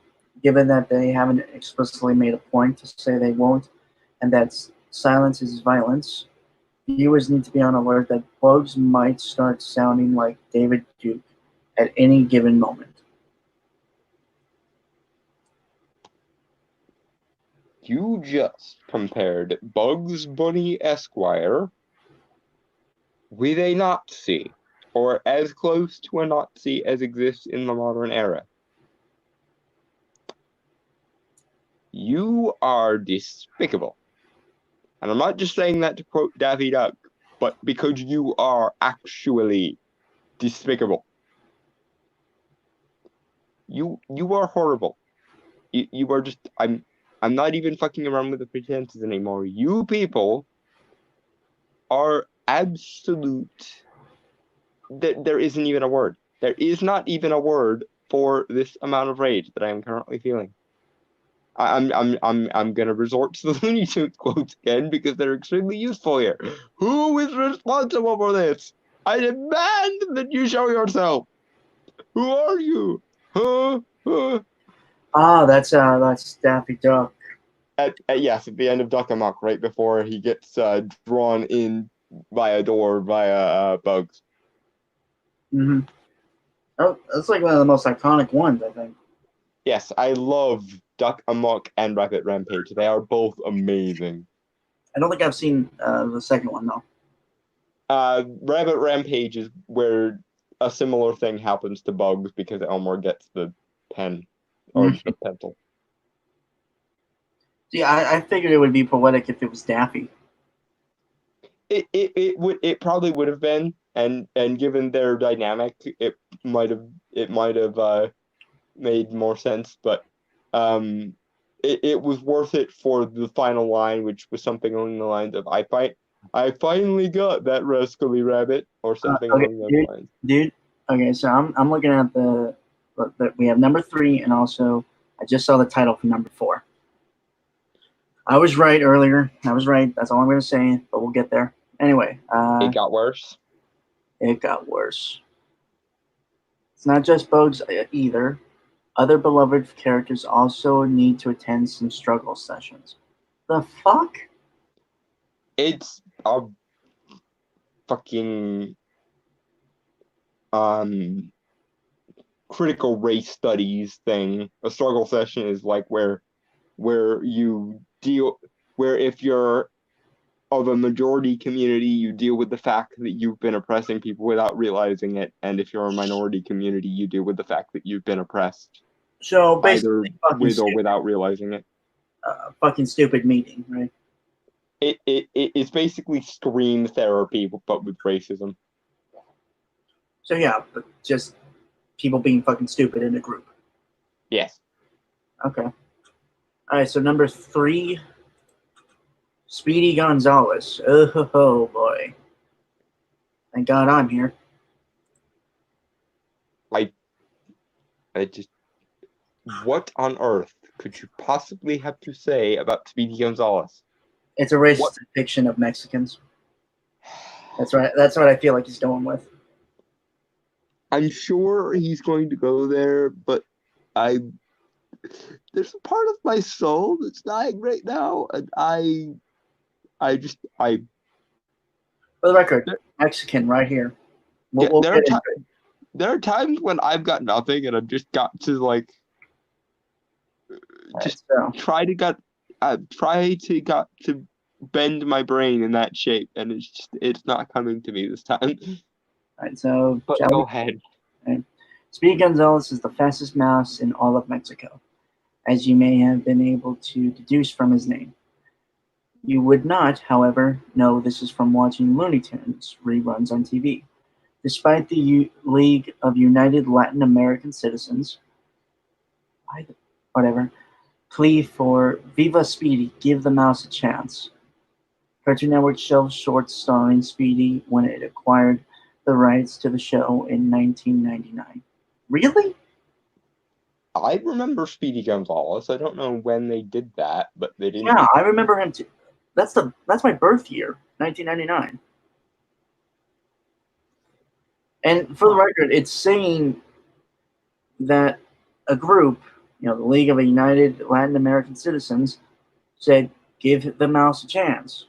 Yes, apparently a large number of Latinos and Latinx like Speedy a lot. Enough to rally for him.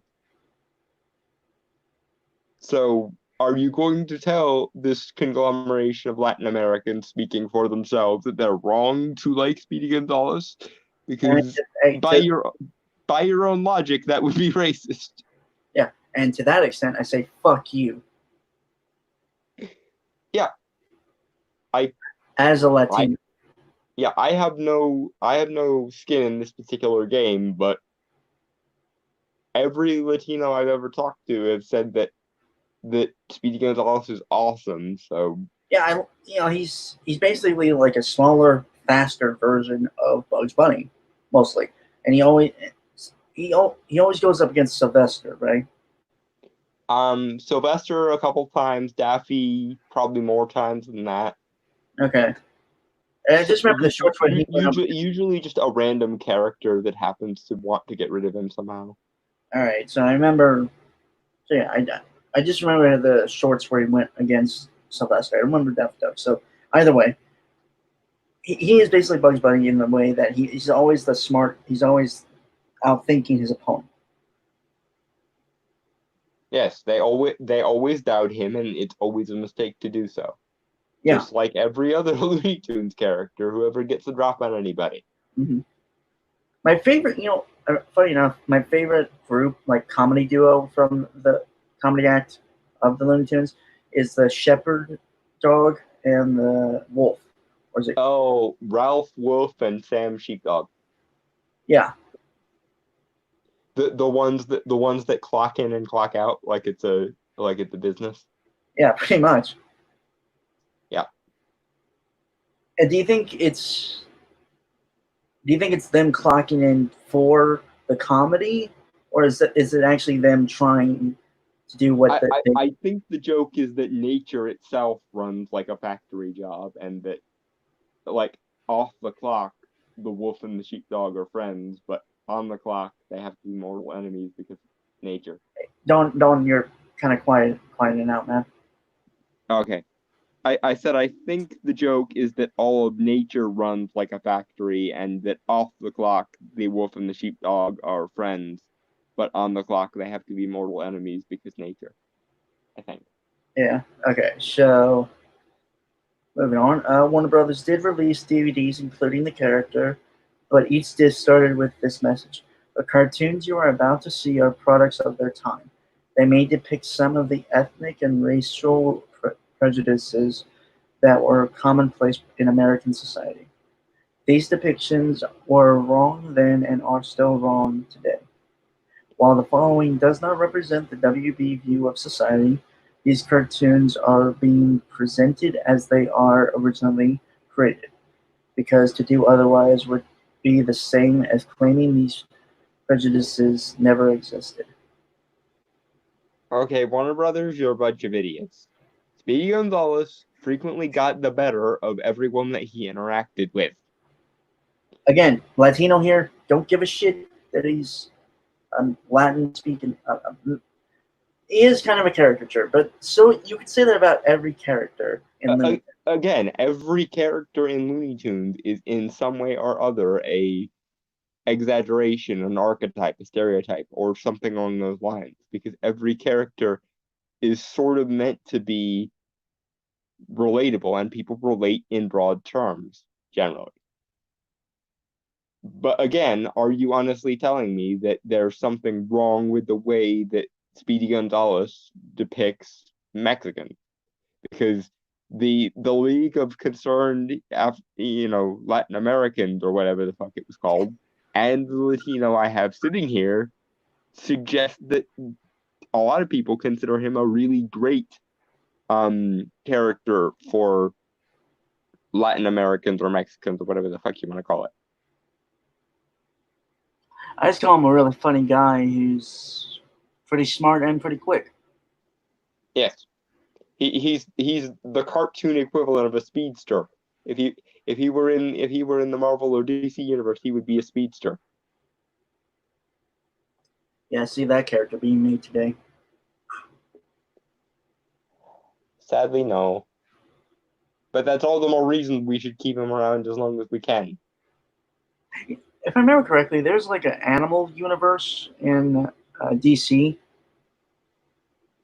Like cartoon. I believe so, yes. Yeah, Captain Carrot. Their speedster is a turtle.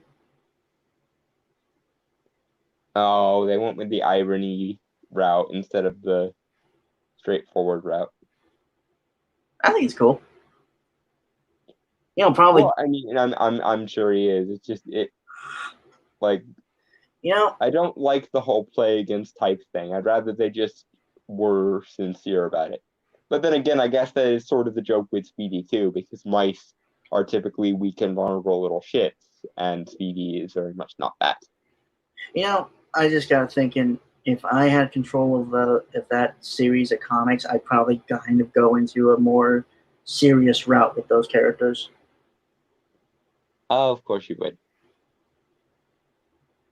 I can't help it. I mean, think about it. Cartoon characters, but I used to treat it like real fucking people. Like Looney Tunes, but in terms of like Seinfeld.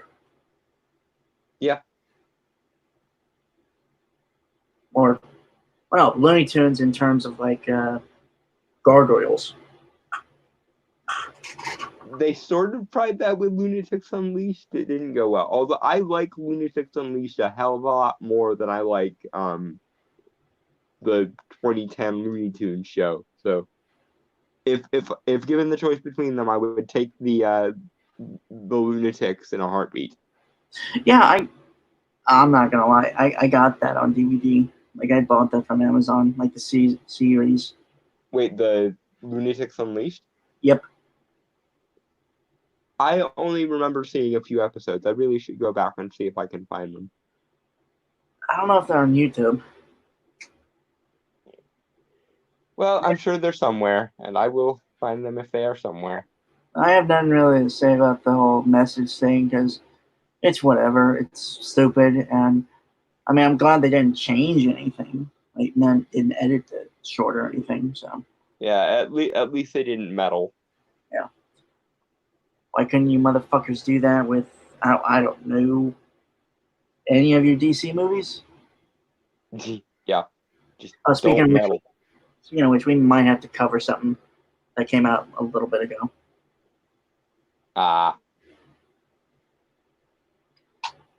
Okay. This puts HBO Max in a bind, since the current approach to history is to pretend it never existed, which would suggest quietly killing off the character. Okay, if that disclaimer is already there, if that disclaimer already exists, then just keep the disclaimer if it bothers you that much, and let Speedy Gonzalez be Speedy Gonzalez. Yeah. On the other hand, killing off a beloved Latino icon means the network is failing to see color. What the fuck? Again, this is the problem. Do you think you'd be actually more or less diverse if you got rid of Speedy Gonzalez? Because I'm thinking it would probably be less.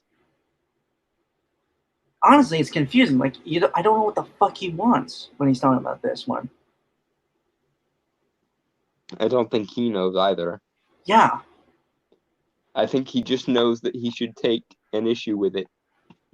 You know what's weird? I think if you really look at it, some of the characters aren't, like some of the Looney Tunes are not white. Nope. Like Foghorn Leghorn. I think he's actually a Southern black man. Well, I see him more as like a southern, like white, almost like a Colonel Sanders. Ironic, given that he is a actual chicken. It made me think of a Family Guy thing they did, where Foghorn Leghorn met the Colonel. Maybe being Foghorn Leghorn is the Colonel's punishment in the next life. Maybe he got reincarnated as a chicken to punish him for all the KFC he made. Okay, now someone needs to make that. Yeah, like do a comic or something. That would be funny. Anyway, what was I? In other words, it's problematic no matter what they do. Then fuck you then. Leave Speedy Gonzalez alone. Hey, Don, remember how we were talking about Pepe Le Pew earlier? I take it they did do the stupid thing. It's number 4. Pepe Le Pew and hashtag Me Too. They I didn't think they would go that far, but they went that far, and they went that far in the title. I despair. I despair for humanity. Right. Okay, so for the unfamiliar, the basic premise of Short starring the amorous skunk is that he finds an object of desire, often a black cat that has walked under a can of paint and now resembles a skunk, and then doesn't take no for an answer. He does not, however, in any of these situations, take it too far with her. He is not trying to Honestly, have. I'm sorry. Sorry, go ahead. Well, I was just going to say, like, I figured you were going to say he's not trying to rape her or anything. No, he's not trying to have little skunk babies with her. He's trying to romance her. He wants to take her on a date and make her his prize, who he will presumably serve for the rest of his life. Yeah, honestly, he's just trying to ask her out in an overzealous way, mind you. Yeah, but he's being very, very chivalrous about it. He's trying to help her and save her and romance her and woo her, and he's basically trying to be a white knight about this every time she shows up. He's trying to impress her so that she will consent to go out with him. Right. And you know what's funny? Because I remember the short where she gets drunk on cider, I think. Yep. And basically the roles are reversed in that sense. I mean, we don't see how it ends, obviously, but yeah, in some of the shorts, she, oddly enough, when he stops liking her, when he stops wanting to go after her, she finds his hard to get approach seductive, and therefore she chases after him. And that's the other thing. Most of the time, the thing that keeps him coming back is the fact that she is playing so hard to get.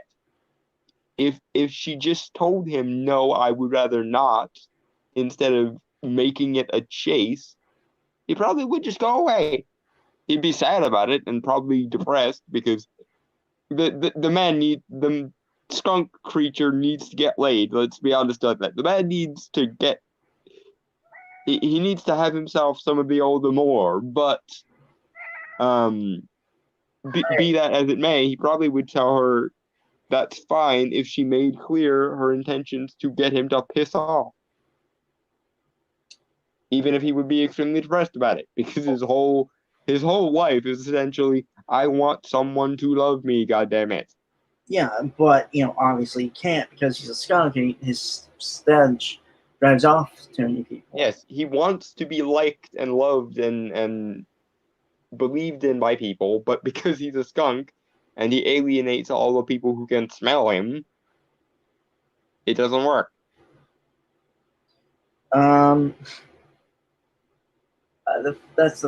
That's also a funny thing is I think if we're to look at it like a deep theme, and I'm using air quotes for this, Hmm. of Pepe Le Pew as a character, it's always try to look underneath than what's on the surface. Yes. Look past his smell and treat this creature with love and affection, and maybe he won't go crazy. Yeah, kind of like with Zoidberg and that Flower Girl in Yes. that one Futurama episode. That was like one of my favorite episodes of Futurama simply because Zoidberg got a win. I love Zoidberg. He's my favorite character. He is to Futurama what Squidward is to SpongeBob. And actually, it wouldn't surprise me if Zoidberg and Squidward were related somehow, Yeah, because they're both squid creature things.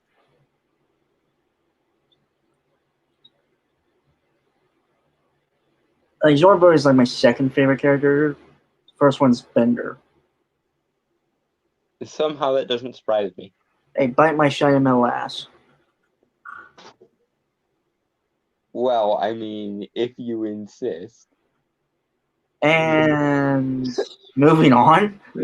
And that is why you should never try to turn that joke on me.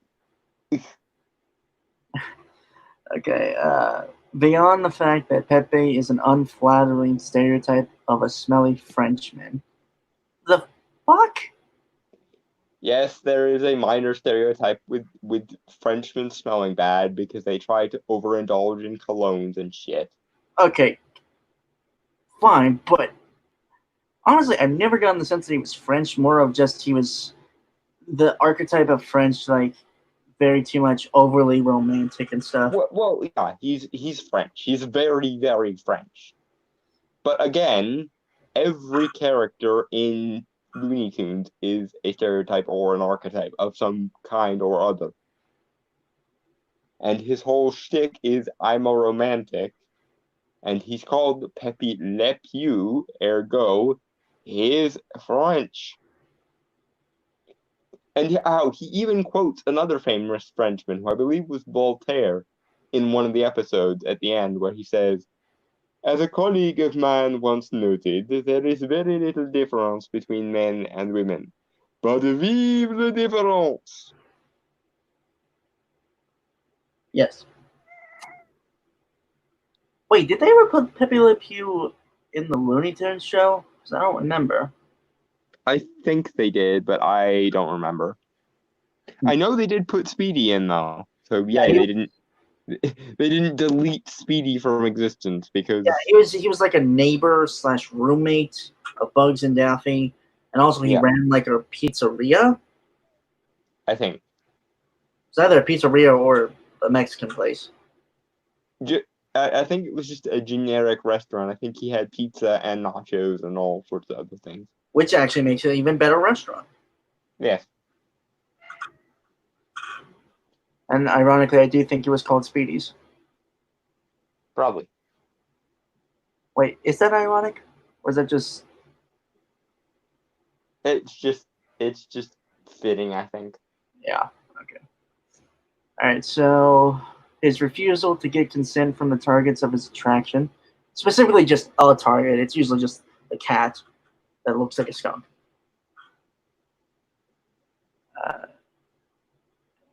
Of his attraction in a way that would make Bill Cosby blush means the classic character needs to be canceled.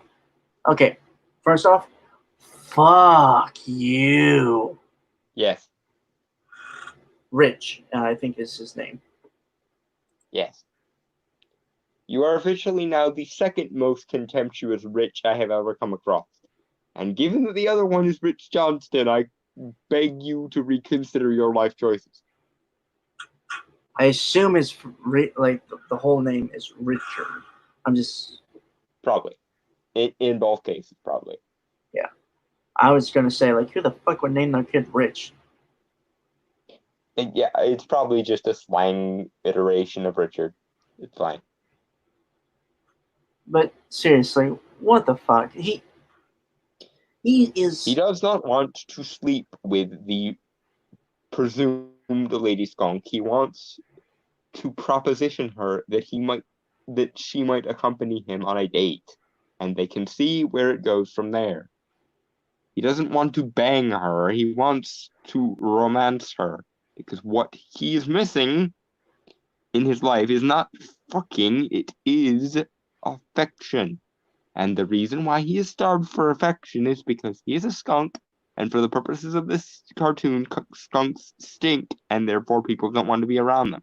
Even if he doesn't stink, people see a skunk and they automatically assume he is going to stink, and they flee in the opposite direction.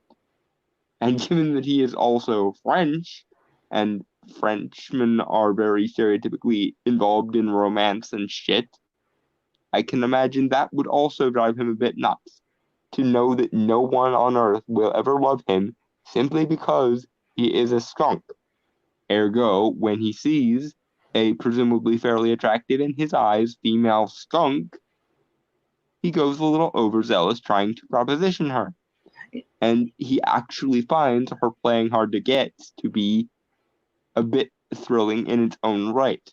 Yeah, it's kind of like Batman and Catwoman with the rooftop pieces. Yeah. Which is why very often when tables get turned and she finds him attractive but he no longer finds her attractive, he ends up running the fuck away.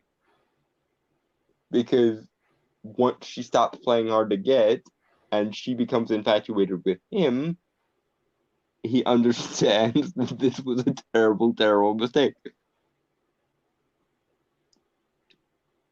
And that's the joke. Mm-hmm. Don't fucking compare him to Bill Cosby, you fuckhead.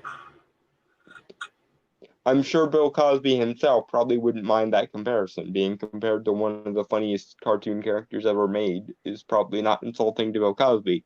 But you were specifically doing it because there are allegations that Bill Cosby apparently raped somebody, and you wanted to tear down Pepe Le Pew by comparing him to Bill Cosby. So incidentally, a double fuck you for ruining both Pepe Le Pew and Bill Cosby, or at least trying to. I thought Bill Cosby was convicted of those. Was he? I honestly didn't pay much attention because I was never. I heard that he was accused. I never heard anything about him being convicted. Whatever. It's still a stupid thing, right? Yeah. Because all Pepe Le Pew wants is ultimately just love and affection. Yeah. In other words, can anybody find me somebody to love? Part of me thinks that's like a Tim Curry song that he sung once. It's a Queen song. Oh. It's just the voice you were doing made me think of Tim Curry. Yeah, I tend to go a little lower with my singing voice because I know how scratchy and nasally my actual voice is. I attempt to make it at least listen-toable. Mm-hmm. This isn't about je ne sais quoi. This is about justice. Fuck you.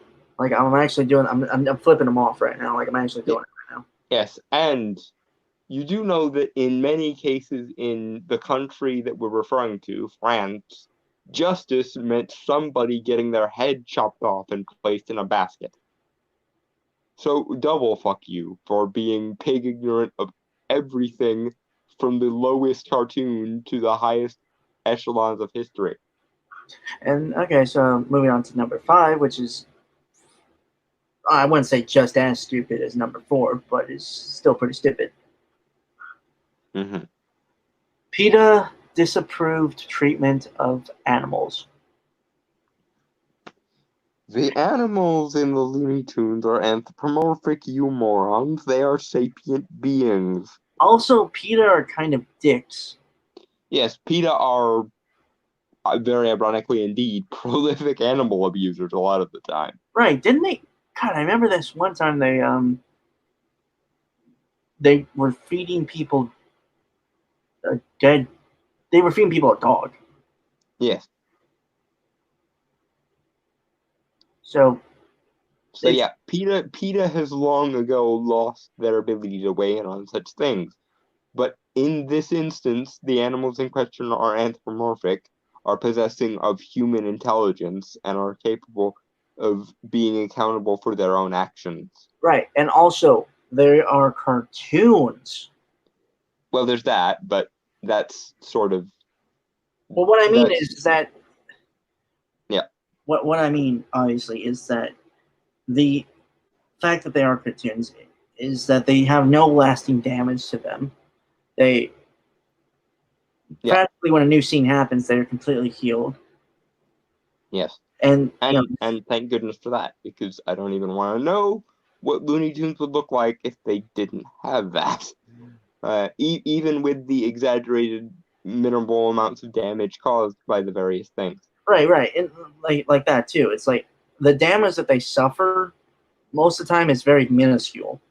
It's never like outright ultra visceral or destructive. It still hurts like a son of a bitch, mind you, but they can get up and walk it off pretty easily.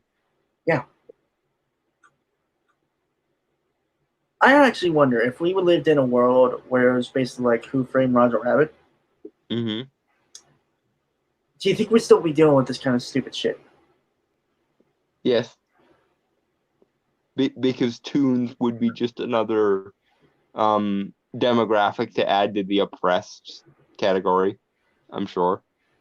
I don't know, I think a part of me thinks that we'd see them as kind of like gods. You know, funny you mention that, because I've actually always had this idea that maybe Bugs Bunny is like a Native American trickster god spirit. And that's why he always sort of metes out justice to all of these people, because like they screw with him, and so he ruined their lives in kind of retaliation. Huh. Because I could totally see a universe where like some Native American tribe had a rabbit god similar to like a Nazi the spider, and Bugs was it. Interesting. Yeah. All right, so sure, it's often animal on animal violence, and the humans in the show often lose to Bugs and Daffy Duck.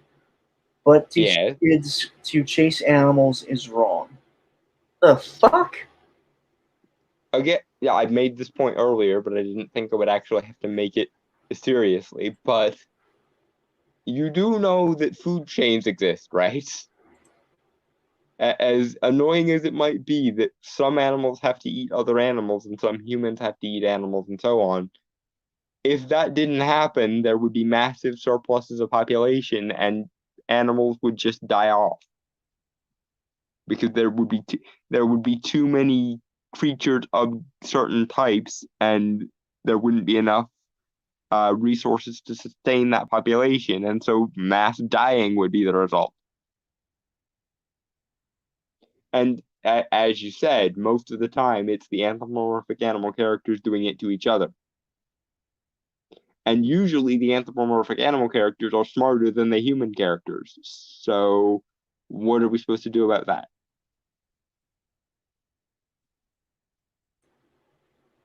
Yep.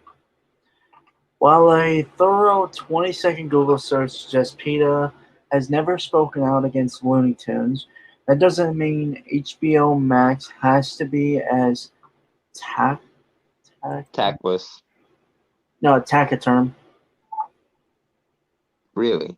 Taciturn, I think. Kudos for finding an obscure word that even I am confused on. Hold on, let me look it up.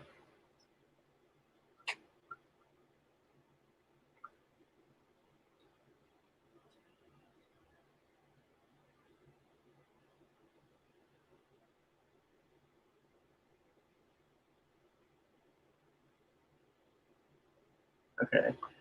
So, hold on, let me.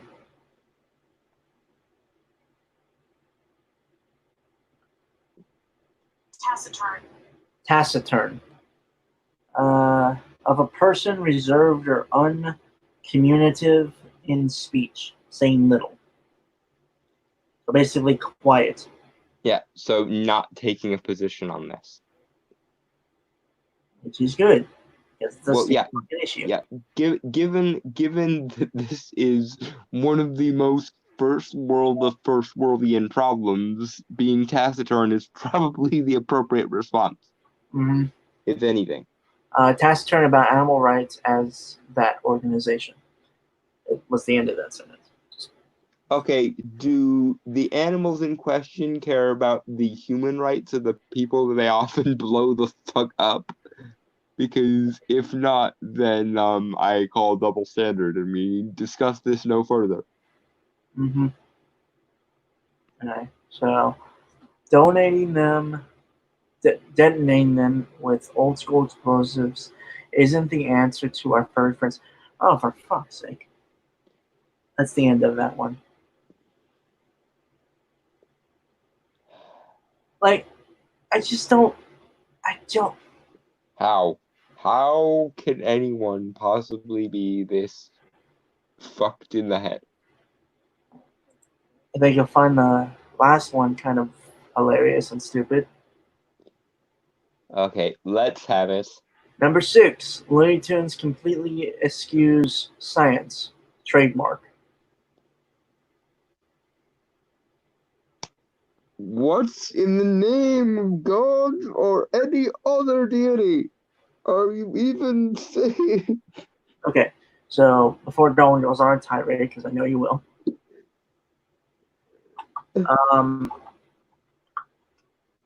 For one thing, I know I shouldn't use this as an argument, but it is a work of fiction.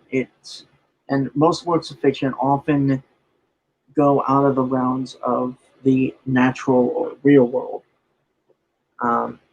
in terms of for the story. So everything, and like Dawn has said many times, that Looney Tunes is very, very much an exaggerated version of our world. Very much Yeah. exaggerated. And so science itself has no meaning, because if it did, again, if we're talking about quote unquote realistic science in terms of Looney Tunes, most of the characters would be pretty fucked up from all the shit they get into. Yes. And I'm not talking. And yeah, go I'm ahead. not talking like physical damage. Like holy shit, they'd be fucked up. Yes. Yes, they would.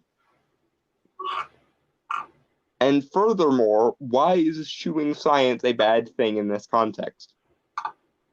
Given that we're not making empirical claims, like no one is trying to make empirical, like, definitive claims about reality based on the Looney Tunes. In fact, you could make the argument that the only rules that apply in Looney Tunes are the rules of logic. And Looney Tunes, while they may eschew the shit out of science, is very, very precise and very, very sticklerish when it comes to logic and psychology. Because that was one of the things that Chuck Jones specifically said when he was interviewed about this. In Looney Tunes, it's essentially a world where the only rules that apply are the rules of logic and or the consequences of human behavior. And given that evolutionary psychology exists, and we know that human behavior is often an extension of at least pragmatic logic, then we can say without fail that logic is the only rule that applies to the Looney Tunes. That's why very often you see things like Wile E. Coyote walking off a cliff without realizing it, and the moment he realizes it is when he starts plummeting, because he didn't know he should be falling until he realized he should be falling, and therefore he does not fall, because nothing logically dictated that he needed to. But once he realizes that he fell, and therefore he himself thinks that he should be falling, he starts falling, because that is the rule that he has essentially agreed to apply to himself.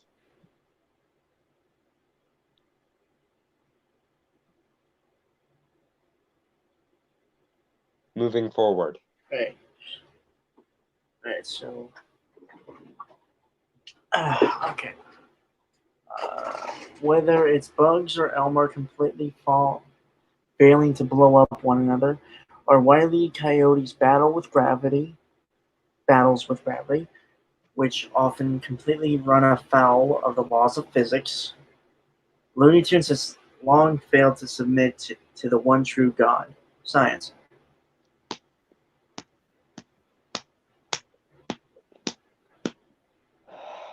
You okay? I don't know. I that's too. I have to ask though, did you accidentally knock your brain loose? No, my brain is fine, although it's very confused. I'd also say angry. Confused brain is confused. Okay. It just I I I I feel like Bugs or Daffy in either of those episodes we mentioned earlier, the ones where the cartoonist is going AWOL on them. Like I feel as though whatever equivalent to a cartoonist that our world has done this just to fuck with me. And again, the only appropriate response is, who is responsible for this? I demand that you show yourself. I demand that you tell me who you are. Oh, God. Let him finish, or at least try to let him finish, and I will interject when I can brain something. Mhm. The characters even openly mock science. In one short, Bugs Bunny outright says, I know this defies the laws of gravity, but I never studied the law. This may be the most problematic thing about the show. Okay, fuck you. Dude, come on. Again, and I will stress this, The rules apply. there is a massive difference between the laws of science and empiricism and the laws of logic and rationalism. In the universe or the multiverse of Looney Tunes, whatever you want to call it, the rules that apply are the rules of logic, not the rules of science. Therefore, science is utterly meaningless in this context and should be, considering no one is trying to project the laws of Looney Tunes onto the laws of physics and expecting them to coexist. In fact, the Mythbusters have made quite a supporting segment out of taking things from Looney Tunes and debunking them using mythbustering and scientific method. So if you have an issue with this, please take it up with the appropriate authorities, those authorities being the Mythbusters. But as far as logic goes, Looney Tunes are perfectly consistent with logic. They just happen to not be consistent with empiricism or science. But science need not have authority in a realm where the rules of logic only need to apply. If anyone was trying to say I should be able to run off a cliff because I'm not going to fall until I realize I'm falling, then I would have an issue with them. But seeing as bumfuck no one is saying such a thing, and would be immediately entombed in the psychiatric ward if they did say such a thing, I think we're safe to assume that the only rules that need apply in Looney Tunes are the laws of behavior and the laws of logic, as Chuck Jones himself insisted. If you want to have an issue with this, please take it up with Chuck Jones. If you do not, then please fuck all of the way off of the cliff and look down so that you fall. Plus, it's a joke. You know, comedy, it's a thing. Yes, it's just possible that those flouting the laws of physics are supposed to make some kind of a point that, you know, is supposed to make you think about human nature and make you think about logic and make you think about what would be the sensible thing to do in such a situation. and make you laugh and make you have human emotions like, comedy is wont to do. Those things, the entire goddamn purpose of these cartoons. Mhm.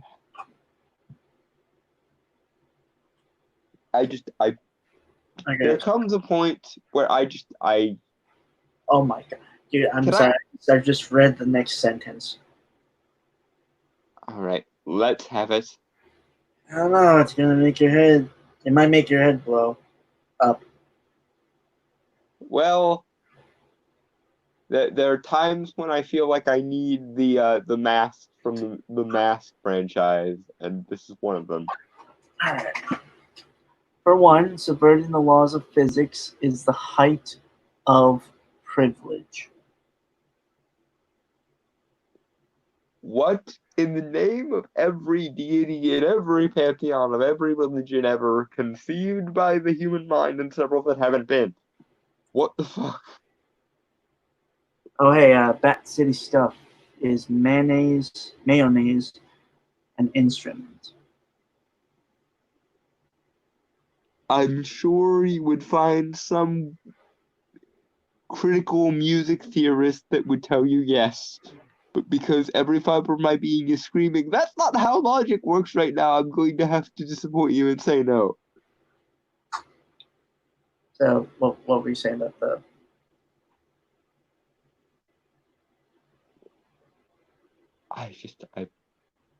Okay.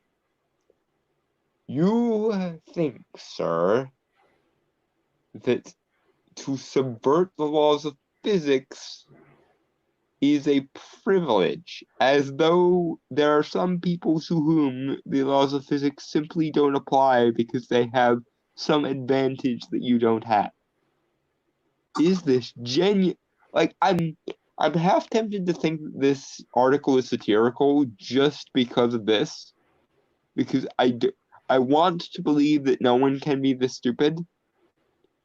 But unfortunately, given the world we currently live in, I am forced to countenance the idea that this is sincere, and therefore, what in all of the 47 kinds of fuck are you playing at, sir?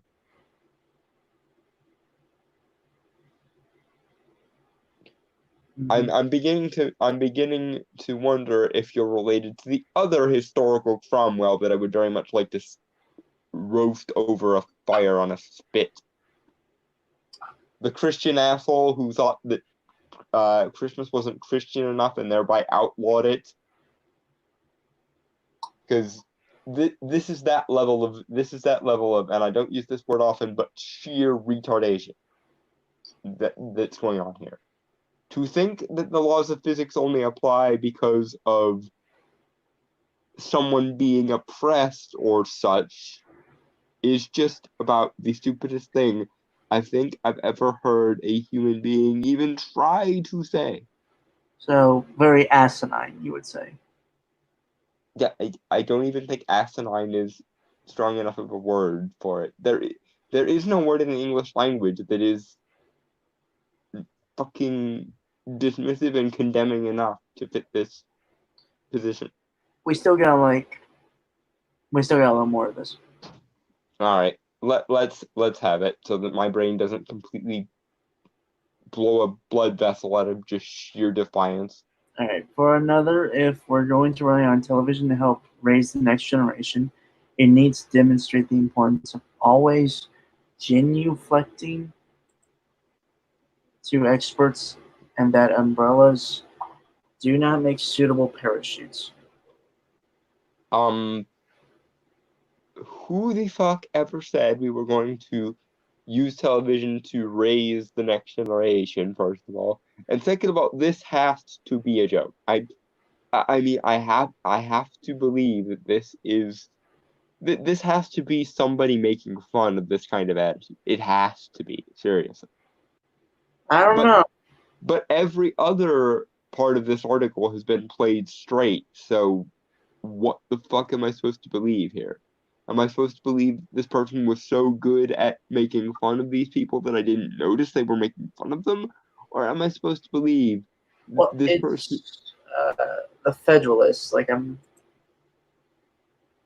Yeah, I don't know if they're like left wing, right wing, indifferent. I don't really know the position of the Federalists, so I can't extrapolate from that what their position on this would be.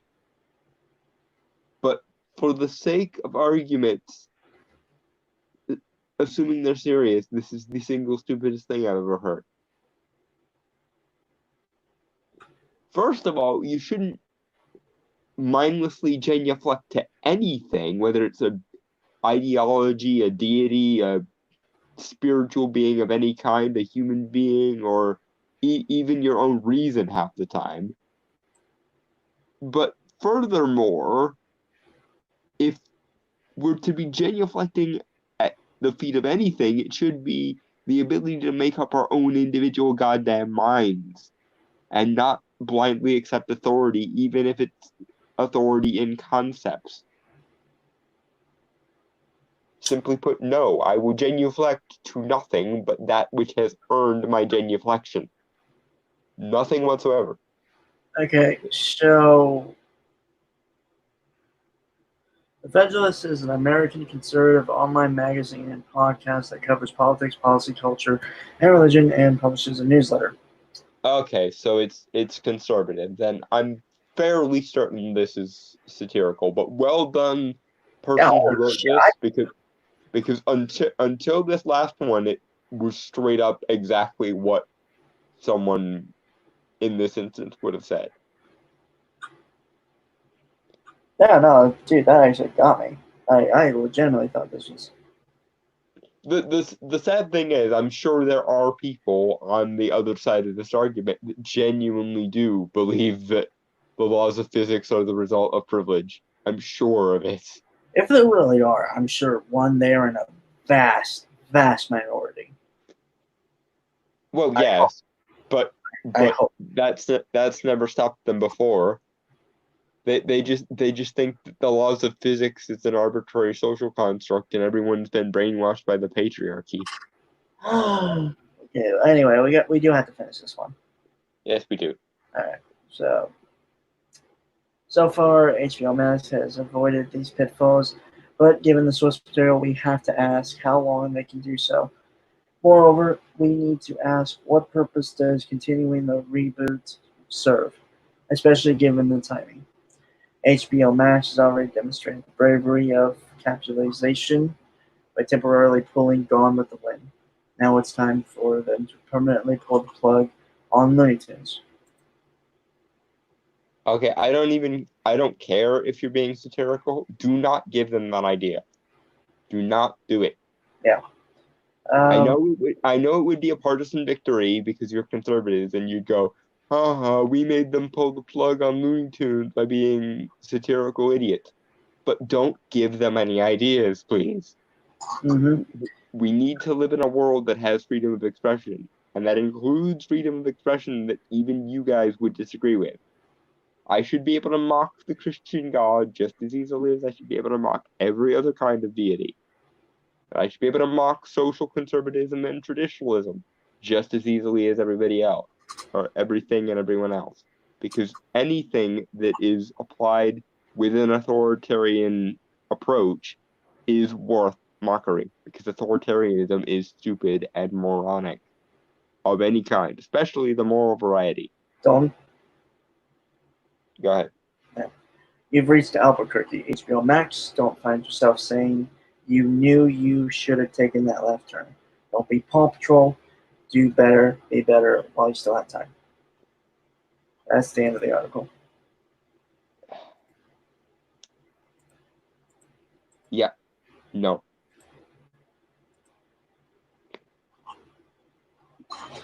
Okay, so for time purposes, the last article we're going to cover is a positive one.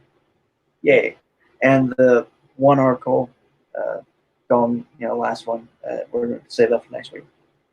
Yeah. That actually surprised me that article, like it seemed so much, it just can't. It seems so much if it weren't for that last one, I wouldn't have caught on to the fact that it was trying to be satirical. Yeah, yeah. I don't know if that means it was good. No, I think it does mean it was good satire, because good satire is making a point, and therefore if the point you're making is so well made that you can't tell the difference between it and the real thing, then that it means you've genuinely understood your opponent. When you or your opponents strawman each other, that's when it's bad satire, because you're not actually making a point that applies to the people you're aiming it at. But no, this was good, because it actually is basically word for fucking word, apart from that last point, what somebody probably would have said in such an article. And I'm sure that there are plenty of social justice types who saw that article not realizing where it was from and genuinely agreed with it as well, which is the scary and sad part. Right. Okay. So our last article is from piratesandprincesses.net. Mm-hmm. One, cool name for the most part. Mm-hmm. This is written by Cambria Pratt, published June 22nd, 2020. Star Wars The Mandalorian creator Jon Favreau believes creatives should listen to fans more. Hear, hear. I mean, I agree with that. I agree with that on the face of it, but let's see if his reason leaves anything to be desired here.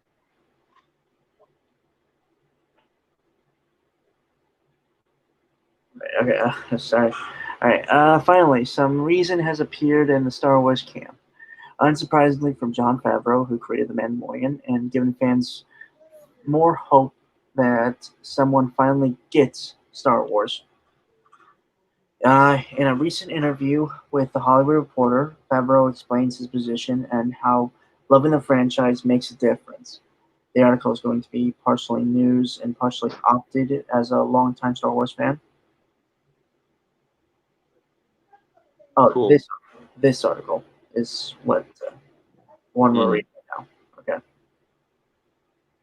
Okay. So in the interview, that love is mentioned repeatedly. They included the 501st Legion to help fill in as stormtroopers when they didn't have enough costumes.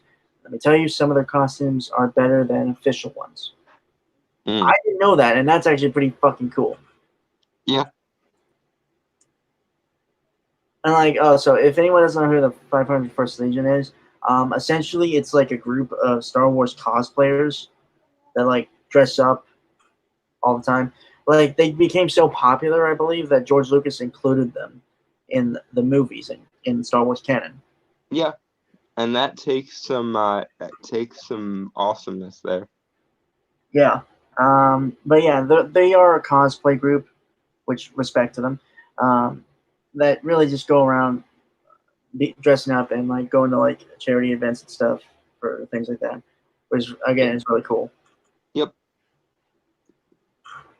Also, if you didn't know, the 501st Legion was the army that Anakin led in the Clone Wars. You didn't know that, did you, Dalton? I did not, actually.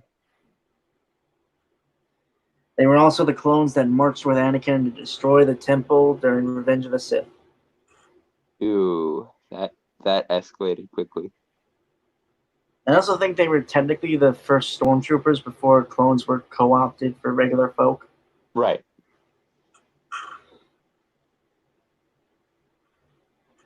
Alright, so I think his fandom comes across. With other Disney Star Wars projects, it felt more like people were trying to repurpose or reinvent something. With The Mandalorian, it felt more like people wanting to tell stories that fit into the world without wanting to change it just to write their name all over it. I couldn't agree more. Funny enough, this is actually... Okay, so I looked up Pirates and Princesses. is an independent, opinionated Disney podcast and news and information site focused on Walt Disney World. Yeah, like that. So, actually, interesting. Yeah, they seem to be sort of on our side of the argument as far as things go. Mm-hmm. All right, so the interview had photos with Taika Waititi holding the Baby Yoda puppet like a baby, and Pedro Pascal talking about how it was as a fan working on Star Wars. It was like being on sets and looking at yourself in the mirror and seeing the image of something that reflects so much of your childhood experience. Yeah. Yeah. I can just bet. I think I would squee to the stars if I ever got the chance to be in anything Star Wars related. Yeah, speaking of Star Wars, I gotta watch the gallery for The Mandalorian and then watch Clone Wars, like season 7. Mm. I have Disney Plus now, so Yes. Now you can do that. I was watching Gargoyles earlier. And I'm only on the second episode, so ah, I mean it's still good, obviously. I'm just yeah. It's been a long time since I've seen it. Mm-hmm. All right, Favreau has been a fan since he younger, and the article even states, okay, so obvious grammatical issues there. Mm-hmm. Like you're missing the word "was" since he was younger, so that's just some small there. I'll allow it. Like we say to every other news site when we see stuff like this, get an editor. Yeah. Favreau, whose journey toward leading the first Star Wars live-action series, draws from his days as a movie theater usher when Return of the Jedi was released in 1983. Huh. It's a small world after all. It's a small world after all. Well, no, it's just interesting that he was an usher. Yeah. Sometimes you forget that movie directors were once normal people. Yes, they were. Well, most. And they still are for the most part, yeah. I mean, there are some that go crazy, but that's Well, top. yeah, but that's what happens when a creative mind meets the power to do whatever it wants. I mean, Tarantino worked at a video shop, I believe. Yes. All right, so he started. The fact of the matter is, as much as we love working on Star Wars, we love even more making Star Wars for other people. And when other people are excited by it, dig what we're doing, and are appreciative, that's as good as it gets for us. This is what makes the difference. Going back to the actual article writing. I wish we could export that attitude to everybody else working on Star Wars right now. Yeah. Speaking of which, I'm actually still working on my writing of my rewrite of the trilogy. It's taking a long time because one thing, I have a lot of characters, and I'm writing out their entire character arcs. Mm. So you try writing a character arc for 3 whole fucking movies. Yeah. Pain in the ass. But maybe if Disney had done that before they made Force Awakens, we wouldn't be in this.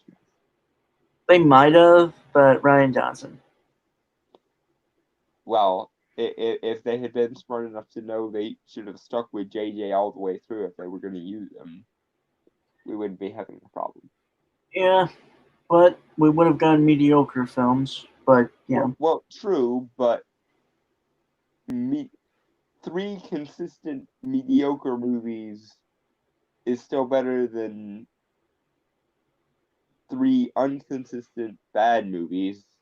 That is fair. And even if they had been mediocre, at least from a technical perspective, they would have been better than Attack of the Clones or Phantom Menace. Yeah. All right. So, God damn it, my fucking nose. Anyway, Favreau also talked about the importance of creators understanding that with an established franchise like Star Wars, fans do matter. Sometimes you need to take expectations into consideration. Thank goodness for that sentiment. Please export it to everyone else in Hollywood, Mr. You Favreau. know what's funny? I think if Jon Favreau was put in charge of The Last Jedi, Would have worked. yep. I mean, look at how he did with Iron Man. Yeah, I mean, it's not like he's unfamiliar with starting up a whole new franchise. I mean, 'Cause he might have run into the same problems with like Iron Man 2, so well, yeah, but still, given the choice between something between J.J. Abrams and Jon Favreau and something that the thing that Rian Johnson gave us, I will take my chances with Favreau and Abrams. mhm.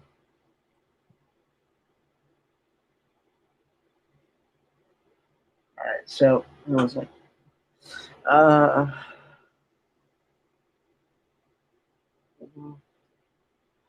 you've put something out in the world, and then it echoes back to you. You have to listen. It's not a one-way street. It's a two-way street. You have to feel the energy of the audience. But when you come from comedy, and when I was doing improv back in Chicago, again, another little thing I didn't know. Kind of explain why his dialogue, when he writes snappy dialogue, it's often is funny. He's very good at being snappy. Yeah. As you would be if you had started out as like a stand-up comedian or whatever. Yeah. That's it. You have to read the room. You have to feel the room. You have to be in community with the audience. You have to be a part of it. Please, for the love of God, Hollywood, everywhere, listen to this man. This man knows things. Used to care about me, The hell? Bigfoot, but now they're just out here in their boots, you know. Stupid ad. What? The ad. It's an ad. Ah. Anyway, of course, this isn't to say that you have to base all your decisions on the fans. The reality is that you can't please everyone either, but you can try to be as authentic to the property as possible. Again, I could not conceivably agree more with that sentiment. No one is saying do all the fan fiction, do all the fan film things, but Right. It's kind of what I've said many times when it comes to like putting someone on a property. Right. You know, get someone who is a fan of the property, right? mhm. But isn't afraid to go in a direction, one that does make sense for the property, but also gives it a new kind of flavor to it. Yeah. Also, make sure that the person in question knows what they're doing, because Yeah. that's the sweet spot. Somebody who both is a fan and knows what fans want and knows what they are doing from like a technical perspective and a narrative perspective. That is the sweet spot you want to strike.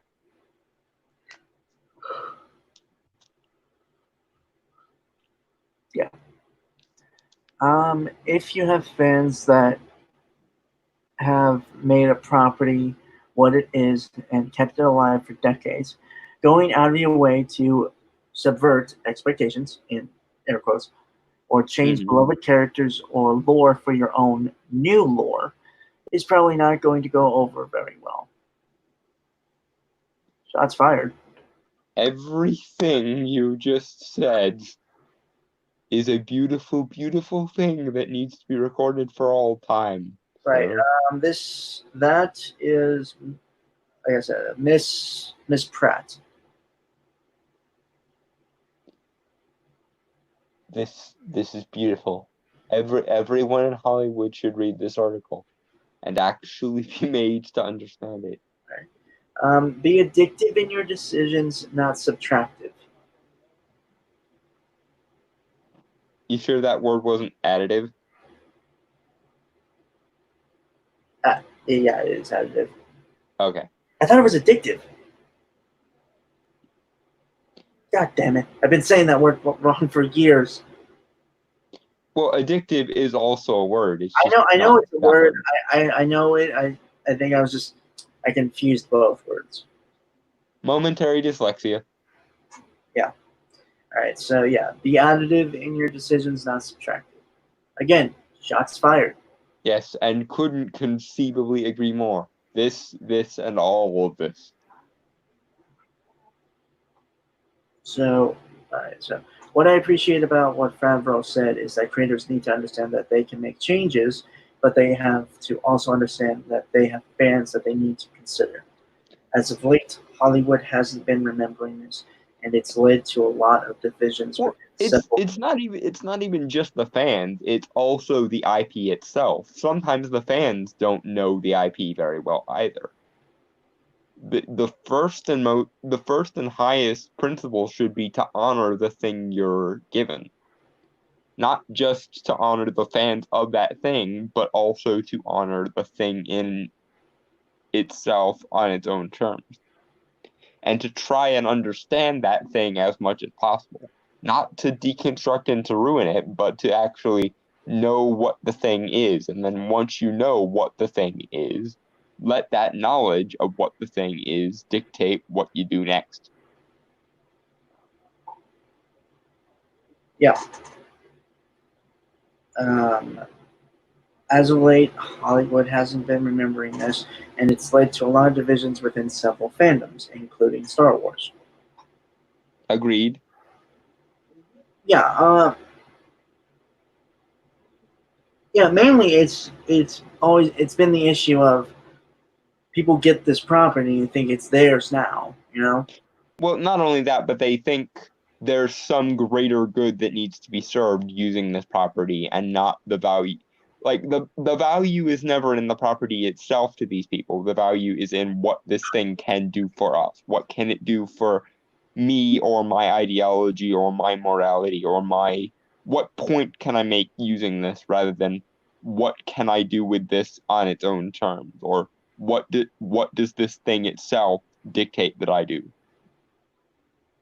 Yeah, it's weird. I kind of have the same thinking as they do, but it's in a completely different direction. It's more of what can I do to make this as epic as possible. And their response to that would be epicness is just a social construct. And to that I say, go fuck yourself. Yes, and in the immortal words of Adam Savage, well, there's your problem. If you believe that nothing good can come of a thing, then you're not going to try to get good out of it. And if you don't try to get good out of it because you don't think that there's goodness to be had in it, then you're going to end up with something neutral at best, and I emphasize the words at best, and at worst, you're going to get something that the exact antithesis, the exact opposite of good. Cough, cough, Rian Johnson, cough. Mm-hmm. No, you don't have to make every choice by what the fans say, but as Favreau said you need to read the room. Yes, also reading the IP itself on its own terms would be something I would add there. Mm-hmm.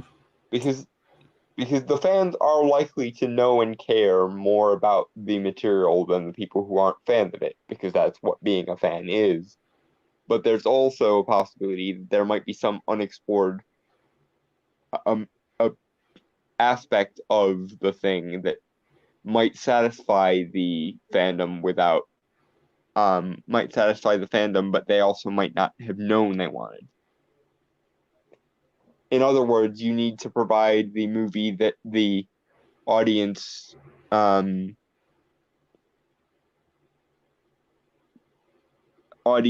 needs, not the one it deserves sometimes.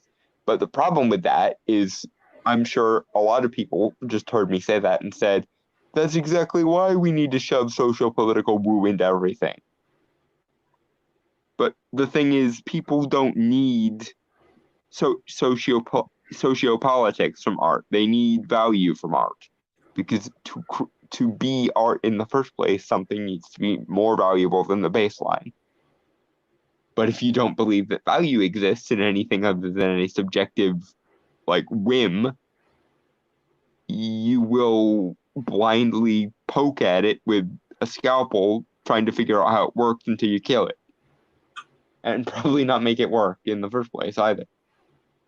Because you're not actually methodical about your poking. You're just stabbing it with scissors in the hopes that you'll somehow figure out how it works.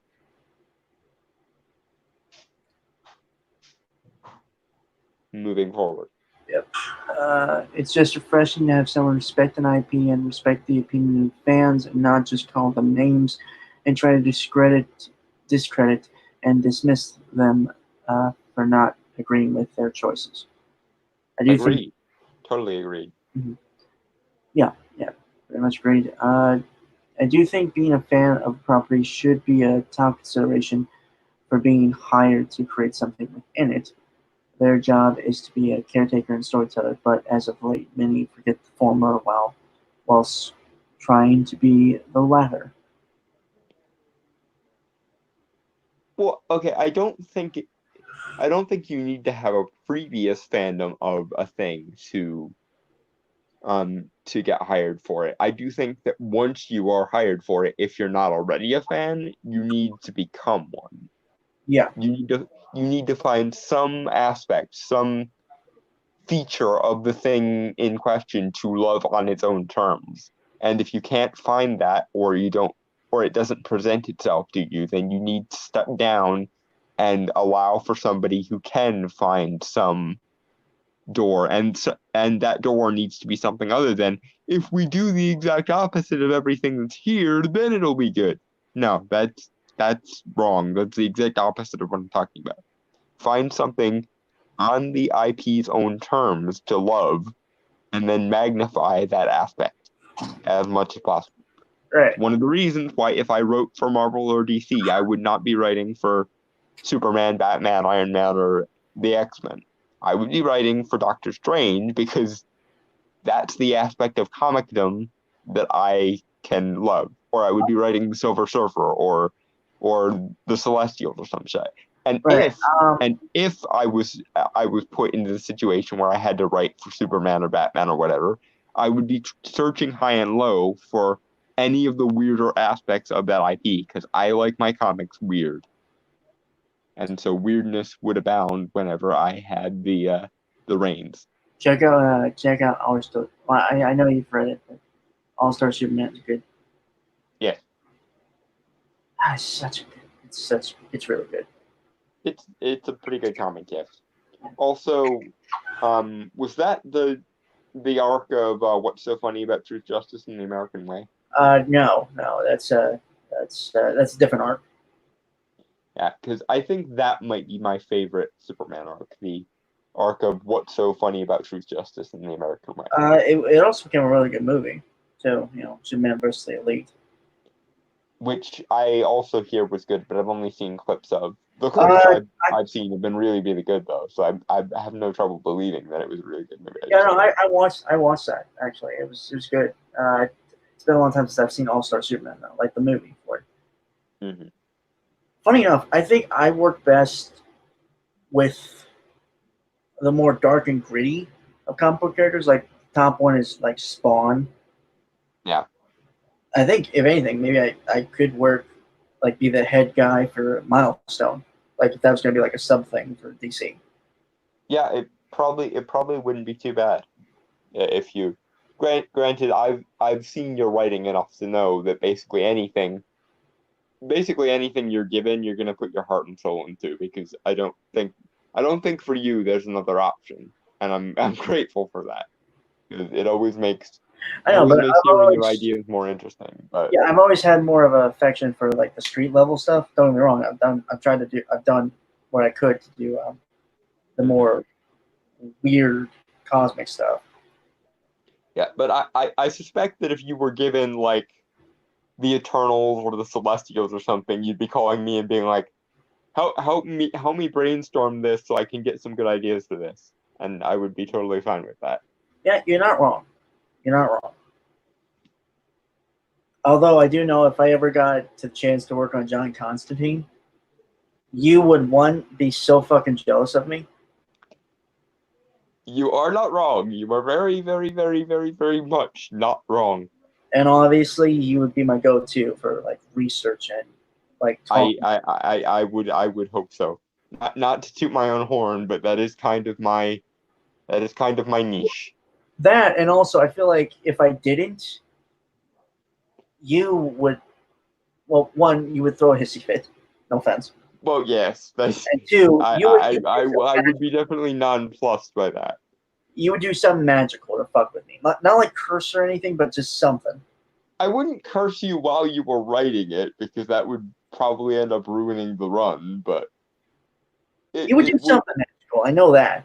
It would definitely cross my mind. There would probably be deals made with some entity or other to work that in my favor somehow. But I don't think I could ever hurt you and one of my characters at the same time. That would just feel too wrong for me. But yeah, no. Mostly, I would probably like to work a lot on like the dark and gritty kind of stuff. Probably mostly independent, because I think that's where you get a lot more creativity than the major two. Yeah. These days. Although, if you ever got Doctor Strange, I would definitely weigh in on my thoughts on the matter, but I would probably also outsource you to a buddy of mine from Twitter whose name is Sanctum Blog. He's like the goat. He's like the definitive Doctor Strange collector in the world, and he is one of the few people who can run circles around me, Strange lore-wise, and there aren't many of those.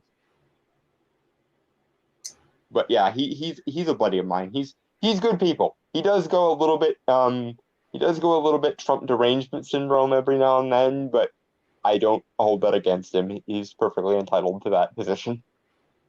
Yeah. All right. So to finish off, Miss Pratt here says, "Of course, you may disagree, but this is my opinion." Yeah, that's the end of the article there. And I don't think there's much to disagree with in that particular article. Then again, it seems like we're on roughly the same page as far as that goes anyway. I think she's more polite about it than we would be. Yeah, probably. Anyway, comic books. Mhm. Comic recommendations, I mean. A lot of the Star Wars comics are actually really good. Even the modern ones are pretty damn good. Yeah, I don't think I've read any, actually. Like any Star Wars comic ever. I would recommend for you starting with the novels, because I think you'll get more enjoyment out of the novels. I think I tried reading like a novel, which was like set after episode 3. Mm. It was like about a Jedi Padawan. Yeah, Like, I'd start with the backstory novels. Like there's a really good one about the relationship between Darth Plagueis and Darth Sidious. Mm-hmm. It's probably my favorite. Maybe. I kind of want to get into the Thrawn trilogy, like the original one. Thrawn is good. Thrawn is a good time. I've never met anybody in the Star Wars fandom that, honest to goodness, didn't like Thrawn. Funny enough, there's someone actually doing like a web series adapting those books. That is awesome. Yeah. Maybe after I'll send you like the first episode or something. Yeah. Also, since we spent most of this episode talking about Looney Tunes, there are Looney Tunes comics, and if for some reason you haven't watched the classic Looney Tunes, what are you doing? Yeah. Oh, right. Okay. So speaking of comics, this is from a Marvel one. I think it was like, well, it had ads for Ryan Reynolds' Green Lantern, so that was like 2011, I believe. Mm-hmm. So it's called Mystery Men, The Mystery Men, I believe. Mm-hmm. It's not like the movie, you know, Mystery Men with Ben Stiller and Mm-hmm. other comedians. It's kind of set during like the Great Depression, and it's very interesting. Like it's very pulpy and stuff. Mm-hmm. It's really good, actually. I got the comics. Those were like at a con, so I don't know if you could find them. You know, so and plus I only got like the first 3 issues of I believe it's 5 issues. Like it's a miniseries. Mm-hmm. But it is good so far. Like it gets really, it's dark, but like I said, it's very pulpy in that sense. Mm-hmm. So yeah, That's definitely recommend. And obviously, Sandman and Doom Patrol, great recommends as well. Yes. Oh, and Also, we mentioned Constantine, so any opportunity I can get to plug this, I'm gonna take. Read the original Hellblazer; it's awesome. Also, Swamp Thing, which is the first comic that Constantine actually appears in, because Alan Moore wanted to write a kind of self-insert character that looked like Sting, so Constantine was born. oh, right, Umbrella Academy. I'll always recommend that because I believe season 2 is coming out soon. I still need to watch the first season. I'm in the middle of the first episode. Mm-hmm. So yeah. So yeah, those are our recommendations. Yeah, I think that about does it for this week. All right. So with that, folks, I want to say goodbye, adios, aloha, auf Wiedersehen, sayonara, peace, cheers, and That's all, folks. Now fuck off. don't forget